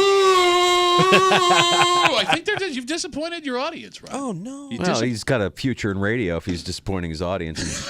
I learned it from listening to you. He's also got a future in radio with that hat. Tommy Tells It Like It Is. Danger, Ryan, and recap. Let's get to our second pick from Tommy this morning here on CMF. Over under 299 yards passing for Josh Allen. Pat, would you say that the weather on Sunday is almost perfect football weather? Yeah, I would agree, yes. It's going to be dry. Yep. Yeah. It's going to be cool. Not Yep. too much wind. Yes. But all the elements are there for Josh to do what Josh does. I guess, the yeah. best. Okay. Let's not consider any of the I straight heard up all facts your. I You're just telling me gave you. what happened over here and over there. Yeah, with the this last guy time they and played this exact team. Yeah, but they played it in Miami. Okay. This a is big game. perfect weather at home. Everybody's jacked to see Josh do his thing. He's going to do his thing. So? Yeah. He's gonna get 300 yards. Okay. And I don't care about James Cook and Davis over here and this guy over there. You should. No, you should. So to be clear, you are over 299 yards passing for Josh Allen. Okay. Ryan? I love it. I absolutely love it. To be clear. In the last 5 games against the Dolphins, Josh has thrown for over 304 times. The lone exception, the last game the Bills played in Miami. And that was because James Cook went off like a car alarm. Yep. 3 total touchdowns. And by the way, the performance he had, keeping the ball on the ground, that was before we knew about what Ray Davis could do. Josh can get 300. Here. if you need it, but is Sean McDermott going to want it over under 299 yards passing for Josh Allen? If I'm not mistaken, I think Josh has thrown for 300 once this season, over 300 once. Yes, once. You're right. Once, and that was at like 315, something low. Yeah, I think the Bills' offense is so dynamic at this point that I think you're going to see more of a balanced run and pass. Ooh. I could see him getting into the mid twos, high twos, but I think 300's a little bit of a stretch. I'm going to take the under on this one, but this is why your outfit sucks. You hear him say, "Candy, you're I'm on candy." You come in all Miami, then you come out like this. You go flat Miami. Ooh. But I'm saying he's going to get Gasless close to Miami. 300. Yeah, but that doesn't help me. Every other week it's helped you. Every other week there's always a justification. It's like, It's typical it kind Miami, of man. agrees with me. Sunny Please. place I thought you'd full be of on my grimy, side. shady people. Terrible. Danger. Sean McDermott is a man who wants to win with the ball on the ground, it seems, and now he has the opportunity to do that. Over under 299 yards for Josh Allen. I'm going over. Oh, that's how you play dangerous. I'm going over. I think Why? Big plays. Listen to Spanish Mike. I feel it's a big. He's caliente today. I just feel big plays. I think there'll be some big plays against this defense. This defense is terrible. Miami's defense is not good. They're not a good defense. They're beat up. They're banged up. I think they'll have their way. I think Josh Allen has his way. Why did you old man wave? That's the Miami wave, baby. Okay, right you don't there. even know. Like your because body, you're going down, man. Convulsing for no reason. He doesn't even have control over his body anymore. Like we knew he lost control of his mouth. Not last night. I will punch you in your. He's talking about our mother. You're laughing. He's talking about your mother. Thank you. I love his mother. His mother is a saint. Yeah, she's great. Tommy tells it like it is, being recapped by our good buddies from 95.7 The Fan. The Sports Bar 3 to 6 every weekday. Mike Danger from the Let's Go Duffalo podcast. Ryan, the disappointment Duffy. Let's get to our third pick this morning here on CMF. Over under 15 yards rushing for Tua. I mean, that's a very small amount of yardage. That could just happen in a broken play, correct? It can, but, I mean, there could be – look, we've seen Josh stop running. Yeah. There are plays where, at least, earlier in the season, there are plays where he could have taken off and he didn't do it. There could be a mandate like, look, if you're going to go, you're going to stay put. But they could be in desperation by at a point in the game where he feels like he's got to do something. And that's what scares me the most about that. So Because that's how he got hurt against Damar Hamlin. He was in desperation. Yeah. They were down big. And I think that's what's going to happen. So I'm going to take the over. You take an over 15 Yeah, yards I think rushing. the kid's going to get desperate and he's going to try to run, and it's going to be not good. Okay. All right, the elephant in the room, Ryan, other than you. Didn't see that one coming. Really teed that one up. Is what happens on the field with Tua's health this weekend. Okay, Sean sure. McDermott loves to blitz Tua. That's how you stop him. Sure. 2 of his concussions, even though the first one was a concussion, have come against this Bills defense. Mm-hmm. Do the Dolphins have a mandate that he stays put to try and protect himself? Or does he get competitive and take off running without sliding over under 15 yards rushing for Tua Tagovailoa? You know, a mandate may come in the form of the plays that are called, or, the audibles, whatever the case. But at the end of the day, Tua's going to make the decision to run with the ball if he feels he sees it open. And he's done that in the past. I do see him not holding back when it comes to scrambling with the ball. I hope that he doesn't just because of precedent. But I think he's likely to go over 15 yards, probably not too much over. But I do fear for when, you have a little bit of an opening in the center of the field and he takes off trying to get a first down. And, we've seen what happens in the past. So it's a little worrisome. All right, Danger. Tua, in the 3 games he has played this year, has rushed for 11, 17, and 13 yards respectively. Over under 15 yards rushing for Tua Tagovailoa. Do you think the Bills are in his kitchen a little bit? Oh, yeah, bro. I mean, they own him. Yeah. They own him. I kind of like that. I think he's scared. I don't think he's going to run. I think he's going to stay in the pocket. I think he's going to get beat up in the pocket. I think he'd rather get a sack in the pocket than go downfield. But he can't take a sack. Run into Damar Hamlin the way he did in the last time these two teams. But I don't think he's going to rush for over 15 yards. Okay, but here's the thing. Him taking a sack might be the safer thing to do. How? He played all last year.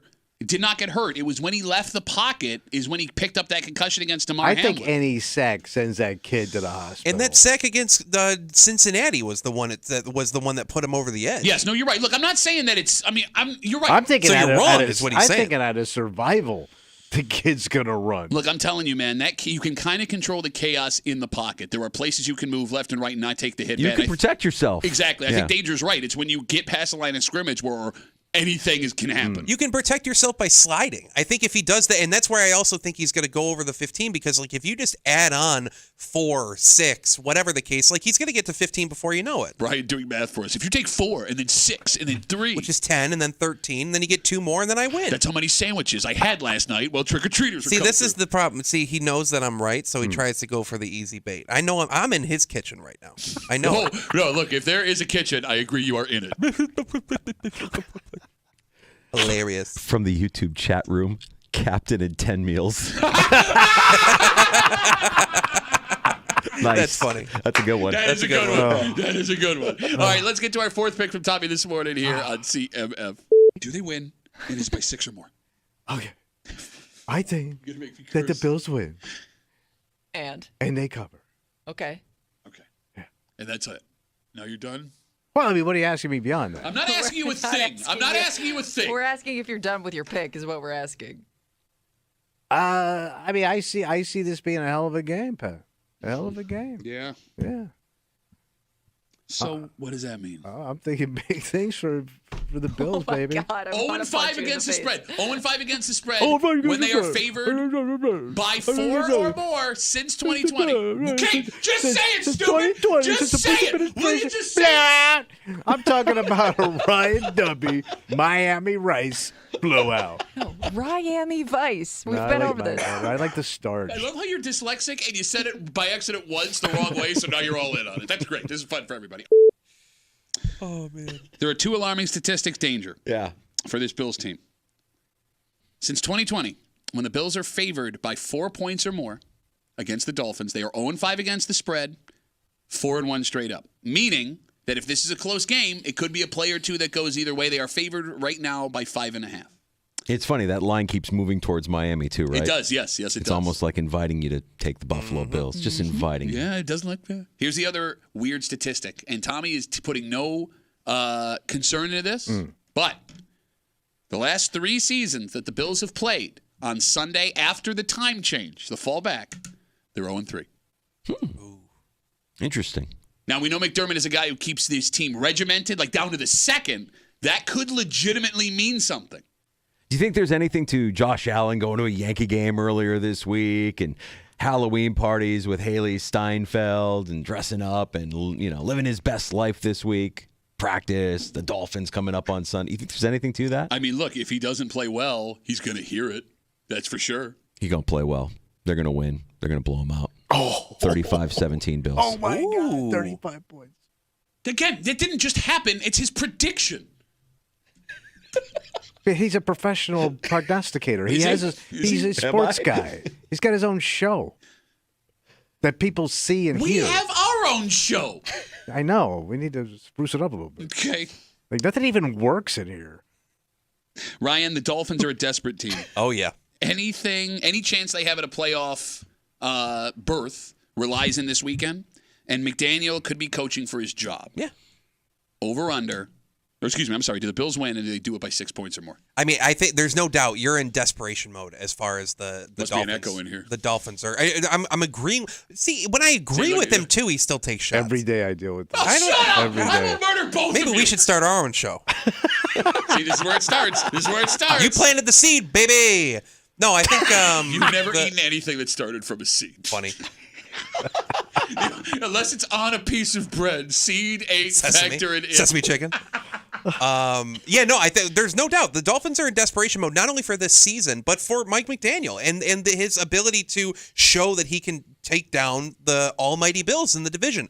I think if it's gonna be close, it would be surprising, but I'm sorry, man, I'm a danger. I think this is gonna be a bleh of the Buffalo Bills. Triple blowout. I don't like this game. For at the all. Buffalo Bills. I do not like this game. This game is making me Why? very nervous. Because I'm they have a believing triple after blowout. last week. Are they desperate or are they defeated? I feel like they're more defeated than they are desperate. He sees things. It's a fine line. I don't think they're so defeated yet. I think They lost at home to the Cardinals on a game-losing drive. Sure, and that stinks. And we've seen the Bills come on the receiving end of that against the likes of the Cardinals and against the Vikings a couple seasons ago. Like those were games good are going to teams, happen. Those games are going to happen. The Cardinals are a good team. But I'm saying, I think that, yes, they are 100% in desperation mode, and they're going to put up a fight. But if they get blown out here, I think at that point you're defeated. Literally and figuratively. All right. Wow. Tommy has made his bonus pick. The boys are with me. I don't like when everybody agrees bad things happen. I mean, you worry too much. Relax and enjoy it. It's harmonious in here. It's great. Who taught you harmonious? Word of the week. I'm surprised you were able to read it. Were you really? Oh, what are you and Ryan doing the I same had Ryan jokes read now? it to me. I went to the Smarter Brother. Let's get to Tommy's bonus pick here in the break room on CMF. But not so fast. Upset buddy. God, I hate you so Why? What's the matter? Shut up. Shut up and just What do are your you doing? stupid... What is this? I'm trying not to punch you. I'm trying not to punch you. I want to Is that punch how you you so punch? hard. I know a buddy that can teach you how to punch Really? Why don't you better. come over here? Why don't you come over here? I'll show you how I punch. How about that? You have him flustered this morning. Flustered is not the word. I'm so mad right now. What's your stupid ass bonus pick? Okay, my He doesn't bonus even have one. pick. He doesn't even Yes, have I one. do. Oh, do you have it? So I say somebody Okay. in the Bills offense will get Offensive Player of the Week. So there will be a Buffalo Bill that is That will AFC. be such an AFC Okay. Player of the Week because they're going to have Offensive. such an outstanding performance. I don't know who. Has anybody gotten it yet this year? Josh had it. Josh got it, and early. James Cook got it. Okay. Josh got it All for right. his Week 1 performance. I believe James Cook. No, Josh and James Cook. Okay, they both had it though.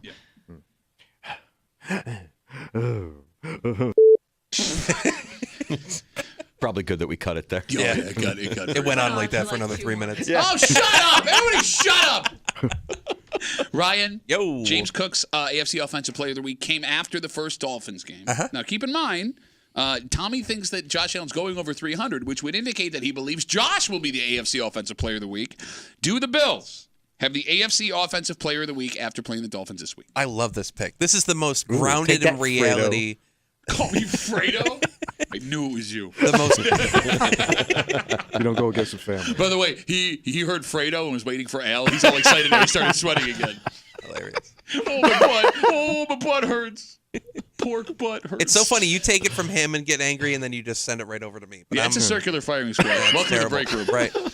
Yeah, no, I think this has the most potential for any bonus pick I've ever heard from you. Damn. Before. Whether it's Josh, whether it's James Cook, whether it's Keon Coleman, who has come off of 2 very strong games. Like, there is a high potential for this to happen. Khalil Shakir, Dalton Kincaid, for Are that you just matter. naming Bills players now? Yes, because all of them are probable to receive, if they go off, are probable to receive AFC Offensive Player of the Week. So yeah, I'm taking this all day. What are your thoughts? Do you disagree? I think that you're an idiot. That's what I think. Oh, look at that. All right, danger.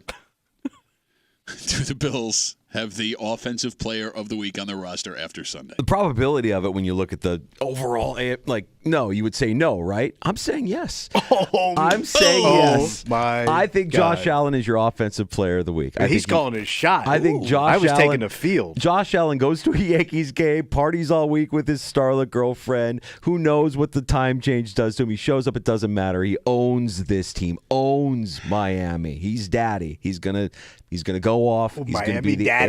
AFC Offensive Player of the Week. Why did you teach him Miami daddy. Okay, I'm going to say this. This has all the makings in every single Of a angle trap game. of a trap game. This is the It trap does. game of the Why, they're week. looking ahead to Indianapolis next week? No, the statistics I gave you, the weird hour stat, the against the spread, the close game, the desperation from the Dolphins, Josh being in New York for a game, the whole team going to a costume party, right? This has all of the makings for a disaster, the desperation of Mike McDaniel. If we lose this game, I will never forgive any of you. Look at Chicken Little over here. Just scream, it's Chicken Cody's Alfredo? phone. You know why he's upset? Because it's not chicken big, which is what he orders every time he goes to get chicken. You go to the counter and say chicken big. Chicken big, please. I like big chicken. You were saying, I'm sorry? No, I'm just saying it's Chicken funny to Little what? see you so panicked. I think you're just hedging your bet. Are you not a Bills fan? Have you not been alive and I'm had eyes feeling and it, ears? baby. I'm feeling it. I'm riding that wave. Woo wee. Danger? Yeah. You can catch him on the Sports Bar, 3 to 6, 95.7 The Fan, every weekday. What do you guys got going on today? You know, we're going to check in with our old friend Marcel Louis-Jacques, who covers the Miami Dolphins for ESPN. He'll be joining us this afternoon at 4:25. And defeated Napoleon at Waterloo. Oh, yeah. Frenchman. Yes. And we'll talk some fantasy football with our buddy Andy Behrens from Yahoo Fantasy as well this afternoon in the sports bar. All right, Ryan, if our listeners wanted to be further disappointed by you, where could they catch the newest Let's Go Duffalo podcast? They can find it on the Odyssey app or wherever you get your podcasts, and you can find us on social media at lets.go.duffalo. All right, it is Friday. You know what that means? Oh, boy, more creepiness. Yep, we got a creep cap coming at you, and Kimmy had what might be the funniest damn question of all time. He stumped me. I didn't know what to say. From a trick-or-treater last night. And it makes you wonder what was happening before he got there. Yeah, well, it's a weird question to ask. We'll get into it next here at the Break Room on 96.5 WCMF.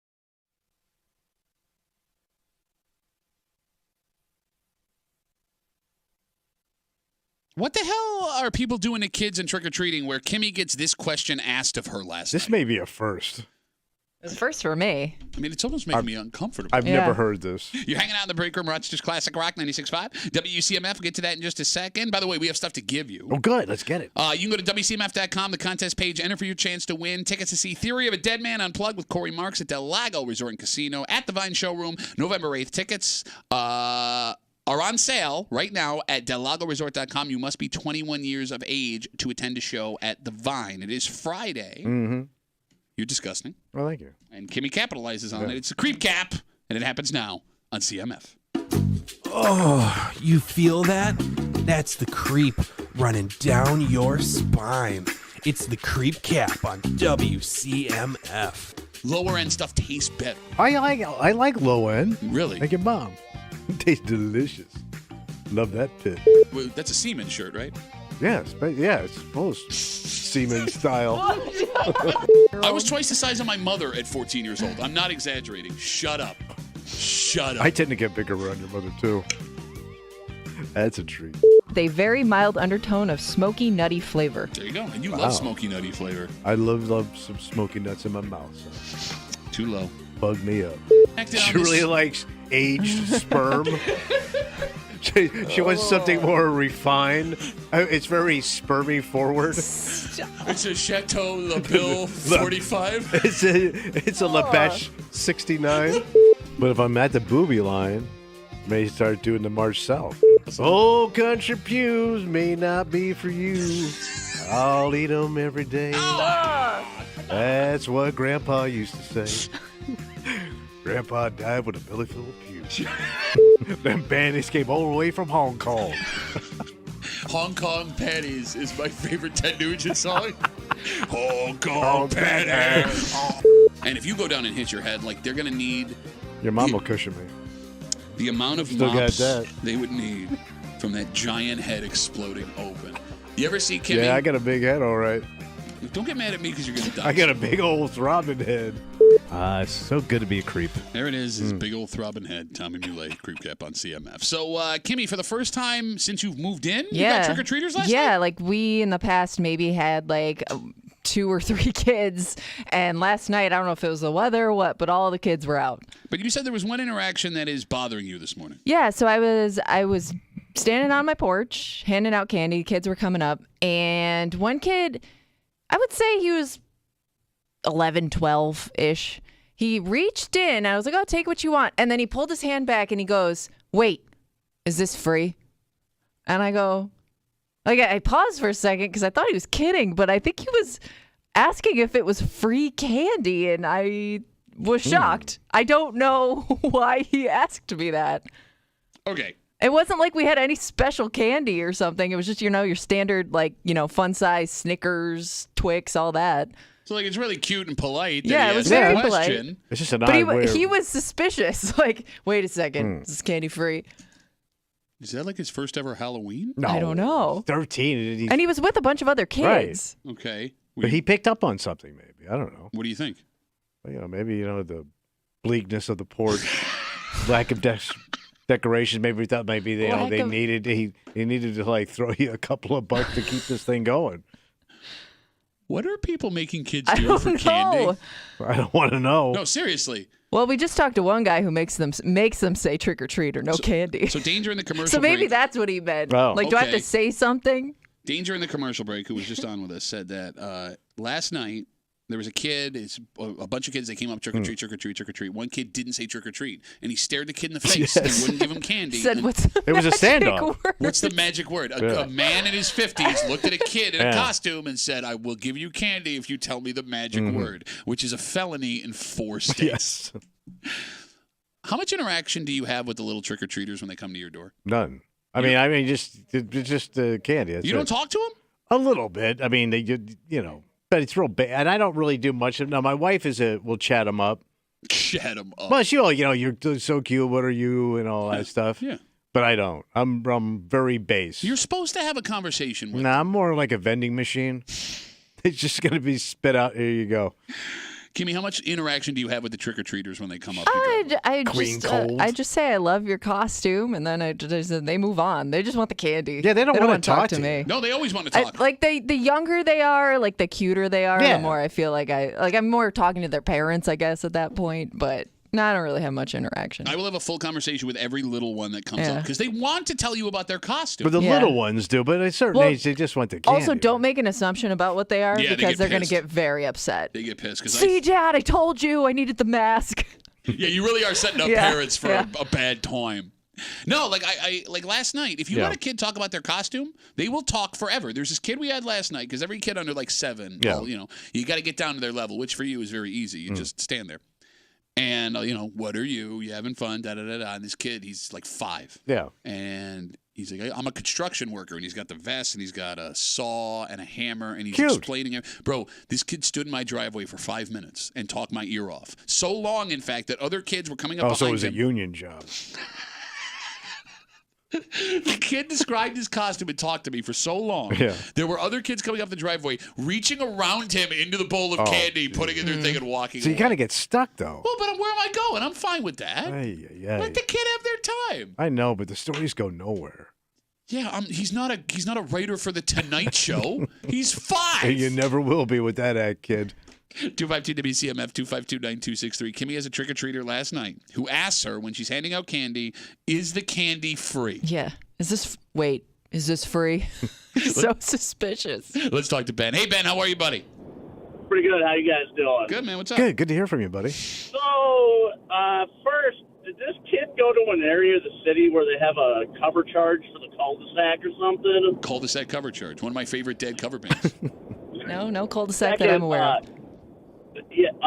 So my older daughter, Iris, she's a kid. Don't ask her about her Halloween costume because she's probably going as Donatello, and she will talk to you for the next 30 minutes about why Donatello is her favorite turtle. Yeah, I mean, look, but it's great. I love seeing the kids light up like that. Like, nobody talks to kids for real. Like, let for them talk. God. Well, okay, to kids your get point, so like, much this is- interaction now. You kidding me? They got so 5 much TV channels. They No, don't I get think you're enough. right. This is like the one excuse. Like, how often are you talking to any of the neighborhood kids, like having a full-on conversation? Yeah, you're not going up to some kid Wegmans, getting down, squatting down, and be like, tell me about your day. Well, not anymore, I think. No, next thing you know, the cops are showing up, and you're going downtown. Yeah, that was kind of the Yeah, joke. it was a joke we did already, Ben. I know. Great call, Ben. Thanks for the call, man. Have a good rest of the day. Don't ever talk to Ben at your door. No, we got Facebook messages coming in. You can always get us at WCMF for the Breakroom Facebook page.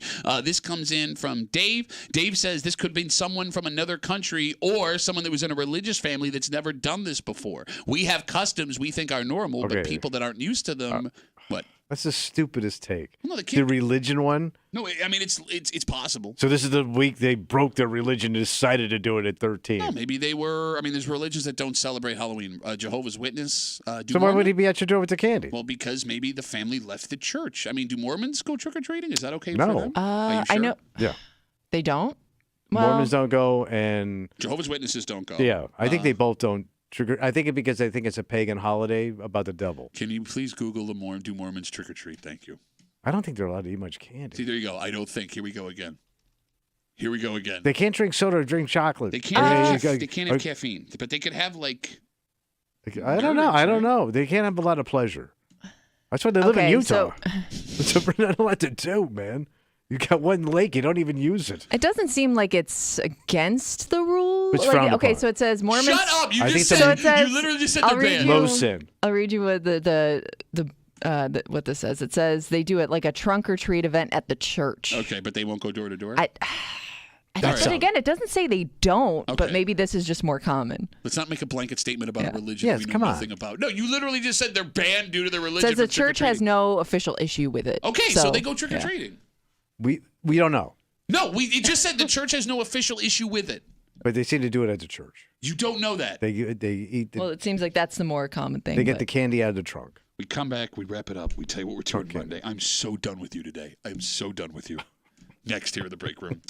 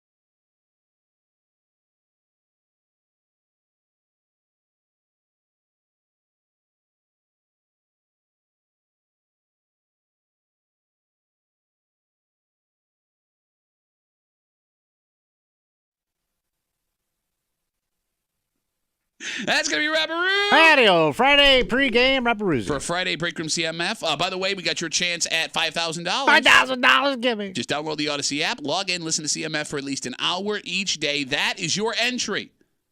One daily winner in this national contest will take home $5,000. Fall in a 5K a day. Download the app. Good luck from your friends here on CMF. All right, game live Sunday, 1 o'clock on CMF. You can watch the game with Tommy on Sunday at the Bill Gray's Tap Room in Chi-Li. We will be back here. Let me try that again.